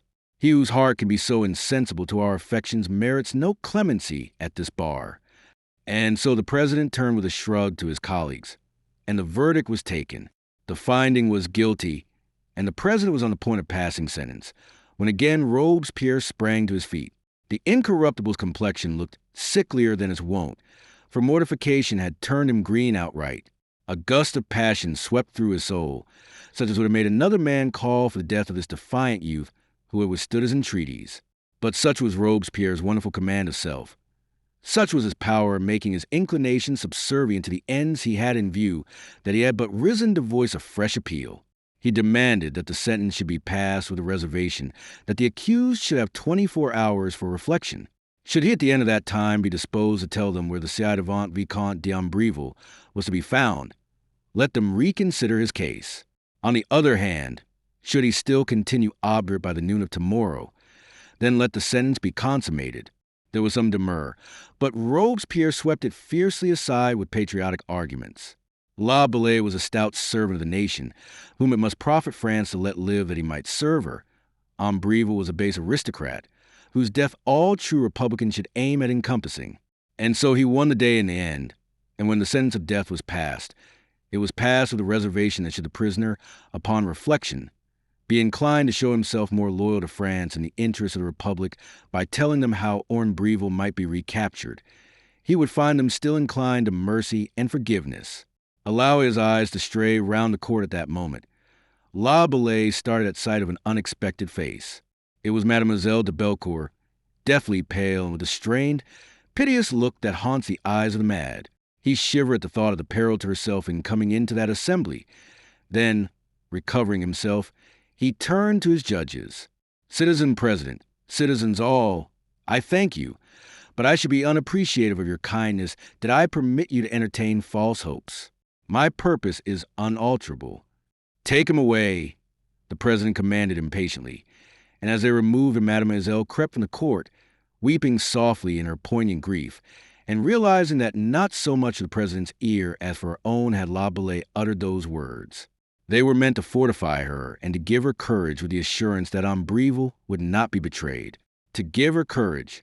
Her lip was twisted into an oddly bitter smile at the reflection as she stepped into her cabriolet and bade the driver return to Choisy.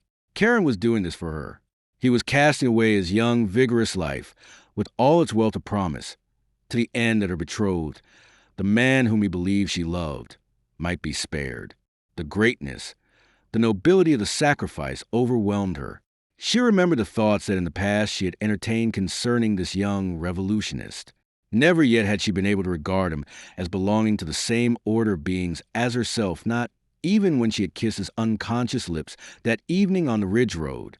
An immeasurable gulf had seemed to yawn between them, the gulf between her nobility and his base origin. And now, as her carriage trundled out of Paris and took the dusty high road, she shuddered, and her cheeks burned with shame at the memory of the wrong that by such thoughts she had done him. Was she indeed the nobler? By accident of birth, perhaps, but by nature proper, he was assuredly the noblest man that ever woman bore. In the Place de la Revolution, a gruesome engine, they called the guillotine, was leveling all things, and fast establishing the reign of absolute equality. But with all the swift mowing of its bloody scythe, not half so fast did it level men as Mademoiselle de Bellecourt's thoughts were doing that afternoon. So marked was the disorder in her countenance when she reached Choisy that even unobservant Ambrivel, whom continuous years of self-complacency had rendered singularly obtuse, could not help but notice it, and fearing, no doubt, that this agitation might in some way concern himself. He even went the length of questioning her, his voice sounding the note of his alarm. "It is nothing," she answered in a dejected voice. "At least, nothing that need cause you uneasiness. They have sentenced La Belay to death," she announced, a spasm crossing her averted face. He took a deep breath of relief. God knows they've sentenced innocent men enough. It is high time they began upon one another. It augurs well, extremely well. They were alone in Henriette's kitchen. The faithful woman was at market. Mademoiselle was warming herself before the fire. Ambrivel stood by the window. He had spent the time of her absence in the care of his clothes, and he had contrived to dress himself with some semblance of his old-time elegance, which enhanced his good looks and high-born air. "You seem to utterly forget, monsieur, the nature of the charge upon which he has been arraigned," she said, in a tired voice. "Why, no," he answered, and he smiled airily. He was sufficiently a fool to be lured by the brightest eyes in France into a service for their mistress. "My faith, he's not the first by many a thousand whom a woman's soft glances have undone. The degree in which you profit by the service he is doing those bright eyes appears singularly beneath the dignity of your notice. What a jester you are becoming, ma mère." He laughed, and at the sound she shuddered again and drew mechanically nearer to the fire, as though her shuddering was a result of cold. "It is yet possible that he may not die," she said, almost as if speaking to herself. "They have offered him his liberty, and his reinstatement even upon conditions." "How interesting," he murmured nonchalantly. "They have an odd way of dispensing justice. The conditions imposed are that he shall amend the wrong he has done, and deliver up to the convention the person of one ci-devant Vicomte d'Ambrivel." My God! It was a gasp of sudden dismay that broke from the young nobleman. The color swept out his face, and his eyes dilated with horror. Watching him, Suzanne observed the sudden change, and took a fierce joy in having produced it. "It interests you more closely now, monsieur," she asked. "Suzanne," he cried, coming a step nearer and speaking eagerly, "he knows my whereabouts. He brought me here himself. Are you mad, girl, that you can sit there so composedly and tell me this?" "What else would you have me do?" she inquired. "Do? Why, leave Choisy at once. Come, be stirring. In God's name, girl, bethink you that we have not a moment to lose. I know these Republicans, and how far they are to be trusted. This fellow would betray me to save his skin, with as little compunction as—" "You fool!" she broke in, an undercurrent of fierce indignation vibrating through her scorn. "What are you saying? He would betray you? He—" She tossed her arms to heaven and burst into a laugh of infinite derision. "Have no fear of that, le Vicomte, for you are dealing with nature and nobility that you cannot so much as surmise. If he were minded to betray you, why did he not do so today, when they offered him his liberty in exchange for information that would lead to your recapture? But although he may have refused today," returned the Vicomte frenziedly, "he may think better of it tomorrow, perhaps even tonight. Seal, think of the risk we run. Already it may be too late." "Oh, why?" he demanded reproachfully. "Why didn't you listen to me when, days ago, I counseled flight?" "Because it neither was nor is my intention to fly." "What?" he cried, and his jaw fallen and his eyes wide, he regarded her. Then suddenly he caught her by the arm and shook her roughly. "Are you mad?" he cried, in a frenzy of anger and fear. "Am I to die like a dog that a scum of a Republican may save his miserable neck? Is this canaille of a revolutionist to betray me to his rabble tribunal? Already have I told you that you need fear no betrayal." "Need I not?" he sneered. "My foi, but I know these ruffians. There is not an ounce of honor in the whole National Convention." "Fool!" she blazed, rising and confronting him with an anger before which he recoiled, appalled. "Do you dare to stand there and prate of honor, you? Do you forget why he stood his trial? Do you forget why he is dying? And can you not see the vile thing that you're doing in arguing flight, that you talk of honor thus and deny his claim to it? Mon Dieu, your effrontery stifles me. La Belay was right when he said that with us honor is but a word, just so much wind and nothing more." He stared at her in uncomprehending wonder. He drew away another step. He accounted her mad, and that he might humor her, he put by his own fears a moment, a wonderful unselfishness, this in the most nobly born Vicomte d'Ambreville. My poor Suzanne, he murmured, our trouble has demoralized your understanding. You take a false view of things. You do not apprehend the situation. In God's name, be silent, she gasped. But the time is not one for silence, he returned. So I had thought, quoth she, yet since you could be silent and furtive in other matters, I beg that you will be silent in this also. You talk in vain, monsieur, in any case, for I am not minded to leave Choisy. If you urge me further, I shall burn our passport. And with that she left him, to seek the solitude of her own room. In a passion of tears, she flung herself upon the little bed. And there she lay, a prey to such an anguish as had never touched her life before. And now, in that hour of her grief, it came to her, as the sun pierces the mist, that she loved La Bellay, that she had loved him, indeed, since that night at Boisvert, although she had stifled the very thought, and hidden it even from herself, as being unworthy in one of her station to love a man so lowly born as Karen. But now, on the eve of his death, the truth would no longer be denied. It cried, perchance, the louder by virtue of the pusillanimity of the craven below stairs in whose place Karen was to die. But anyhow, it cried so loudly that it overbore the stern voice of the blood that had hitherto urged her to exclude the sentiment from her heart. No account now did she take of any difference in station. Be she nobler 1,000 times, be simpler 1,000 times, the fact remained that she was a woman, he a man, and beyond that she did not seek to go. Low indeed were the lilies of France, when a daughter of the race of their upholders heeded them so little, and the caste they symbolized. Henriette came to her that afternoon, and, all ignorant of the sources of her grief, she essayed to soothe and comfort her, in which at last she succeeded. In the evening, Ambreville sent word that he wished to speak to her, and that his need was urgent, but she returned him the answer that she would see him in the morning. She was indisposed that evening, she added, in apology, and in the morning they met, as she had promised him, both pale, although from different causes, and both showing signs of having slept but little. They broke their fast together and in silence, which at last he ended by asking her whether the night had brought her reflection, and whether such reflection had made her appreciate their position and the need to set out at once. It needed no reflection to make me realize our position better than I did yesterday, she answered. I had hoped that it would have brought you to a different frame of mind, but I am afraid that it has not done so. I fail to see what change my frame of mind admits of, he answered testily. Have you thought, she asked at last, and her voice was cold and concentrated, that this man is giving his life for you? I have feared, he answered, with incredible callousness, that to save his craven skin he might elect to do differently at the last moment. She looked at him in a mighty wonder, her dark eyes open to their widest, and looking black by the extreme dilation of the pupils. So vast was her amazement at this unbounded egotism that it almost overruled her disgust. You cast epithets about you and bestowed titles with a magnificent unconsciousness of how well they might fit you.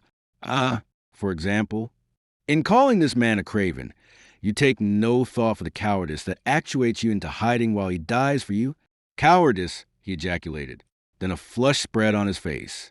Ma why, mademoiselle, said he, in a quivering voice. Your words betray thoughts that would be scarcely becoming in the Vicomtesse d'Ambreville. That, monsieur, is a point that need give you little thought. I am not likely to become the Vicomtesse. He bestowed her a look of mingling wonder and anger.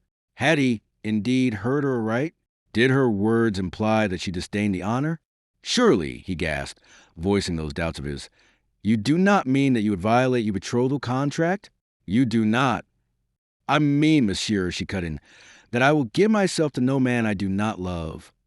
Your modesty, said he, falls in nothing short of the extraordinary frame of mind that you appear to be developing in connection with other matters.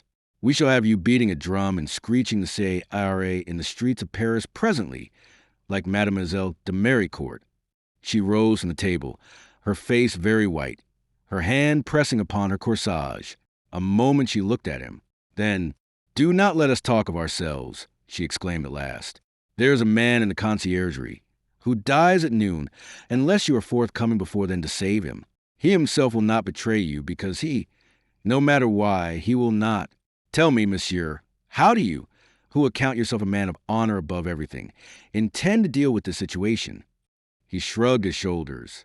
Once he is dead and done with, provided that he does not first betray me, I trust that, no longer having this subject to harp upon, you will consent to avail yourself of our passport and accompany me out of France.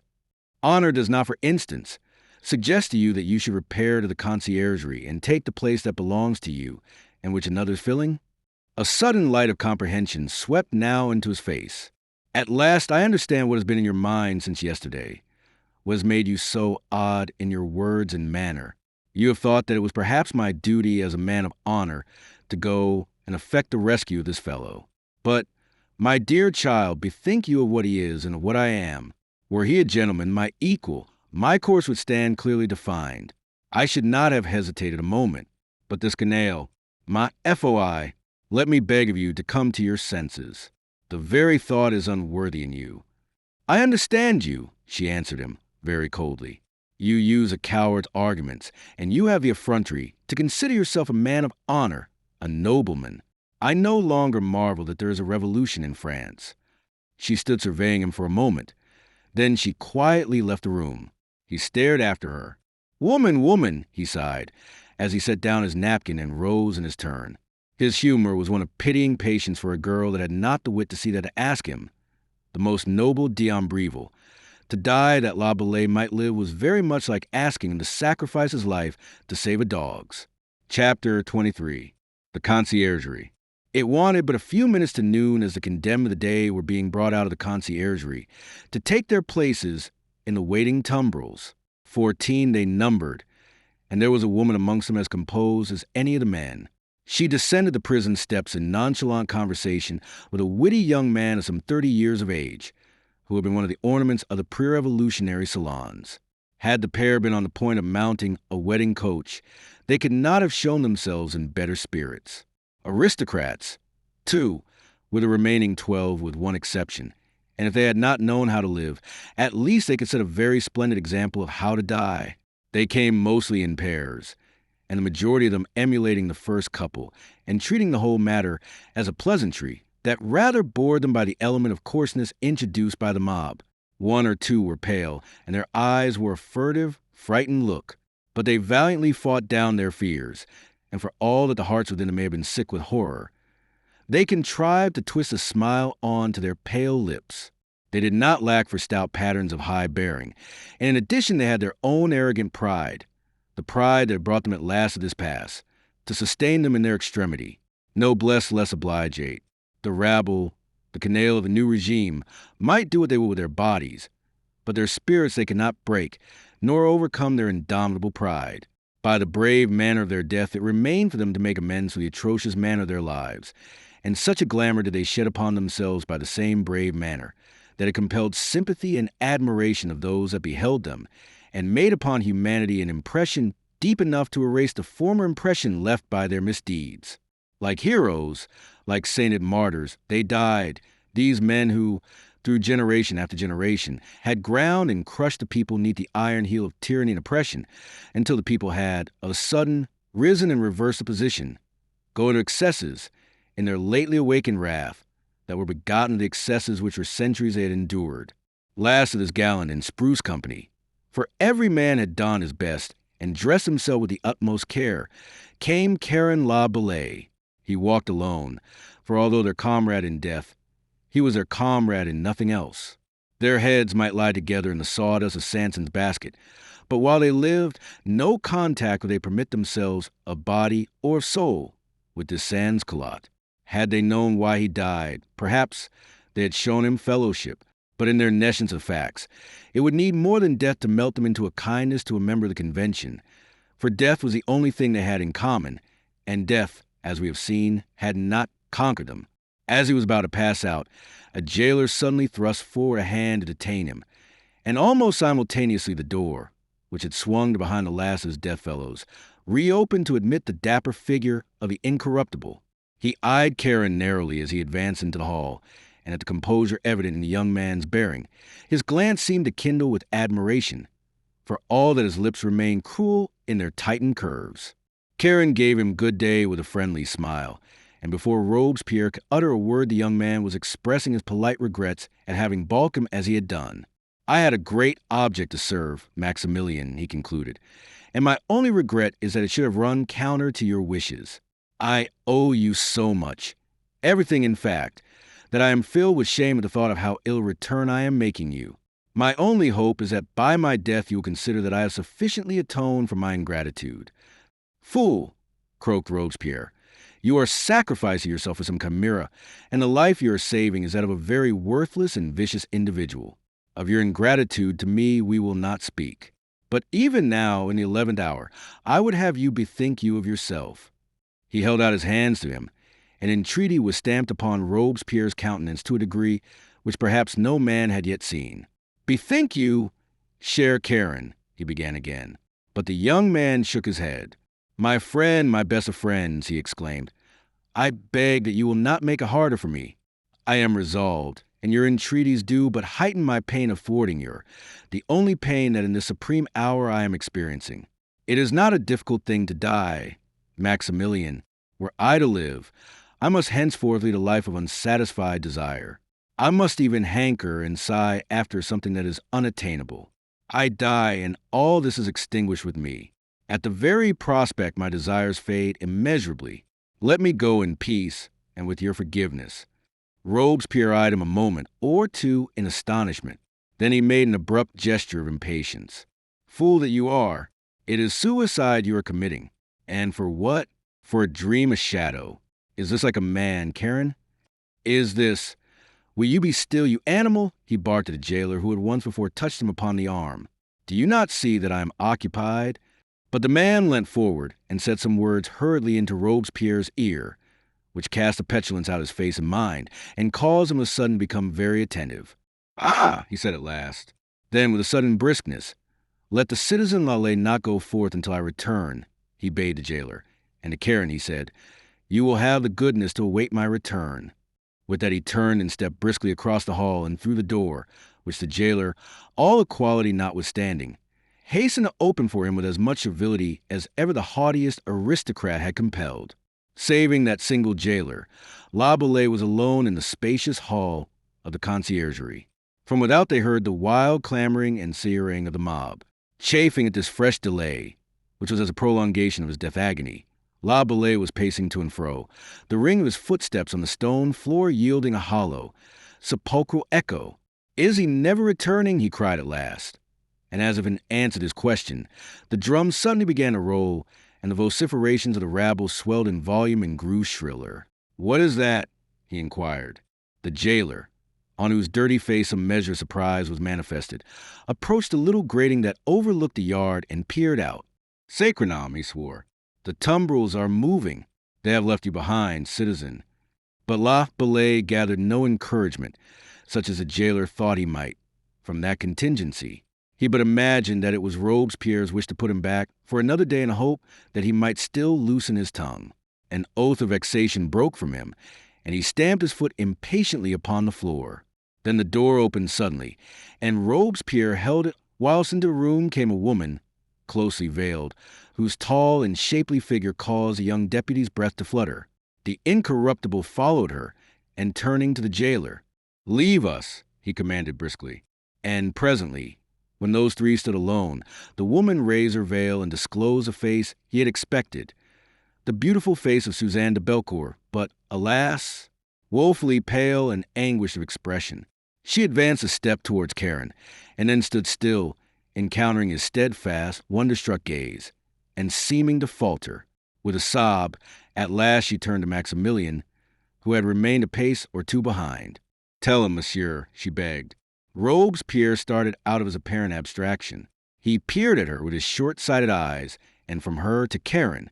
Then he came forward a step and cleared his throat, rather as a trick of oratory than to relieve any huskiness. To put it briefly, my clear Karen, said he, the citizen here has manifested a greater solicitude for your life than you did yourself, and she has done me the twofold service of setting in my power to punish an enemy and preserve a friend from a death that was very imminent. In the 11th hour, she came to me to make terms for your pardon. She proposed to deliver up to me the person of the ci-devant Vicomte d'Ambreville, provided that I should grant you an unconditional pardon. You can imagine, my good Karen, with what eagerness I agreed to her proposal, and with what pleasure I now announce to you that you are free. Free! Gasped Laboulaye, his eyes traveling fearfully from Robespierre to Mademoiselle, and remaining riveted upon the latter, as though he were attempting to penetrate into the secrets of her very soul. Practically free, answered the incorruptible. You may leave the conciergerie when you please. Thought I shall ask you to remain at your lodging in the Rue Nationale until this Ambreville is actually taken. Once he has been brought to Paris, I shall send you your papers that you may leave France. For, much though I shall regret your absence, I think that it will be wiser for you to make your fortune elsewhere after what has passed. Laboulaye took a step in Suzanne's direction. You have done this? He cried in a quivering voice. You have betrayed the man to whom you were betrothed? Do not use that word, monsieur, she cried with a shudder. My action cannot be rank among betrayals. He would have let you go to the guillotine in his stead. He had not the virtue to come forward, for all that he knew that you must die if he did not. On the contrary, such a condition of things afforded him amusement, matter to scorn and insult you with. He would have complacently allowed a dozen men to have gone to the guillotine, that his own worthless life might have been spared. But he was your betrothed. Laboulaye protested. True, she made answer, but I had to choose between the man it had been arranged I should marry and the man I loved. A flush crimsoned her cheek, and her voice sank almost to a whisper. And to save the man I love, I have delivered up Ambreville.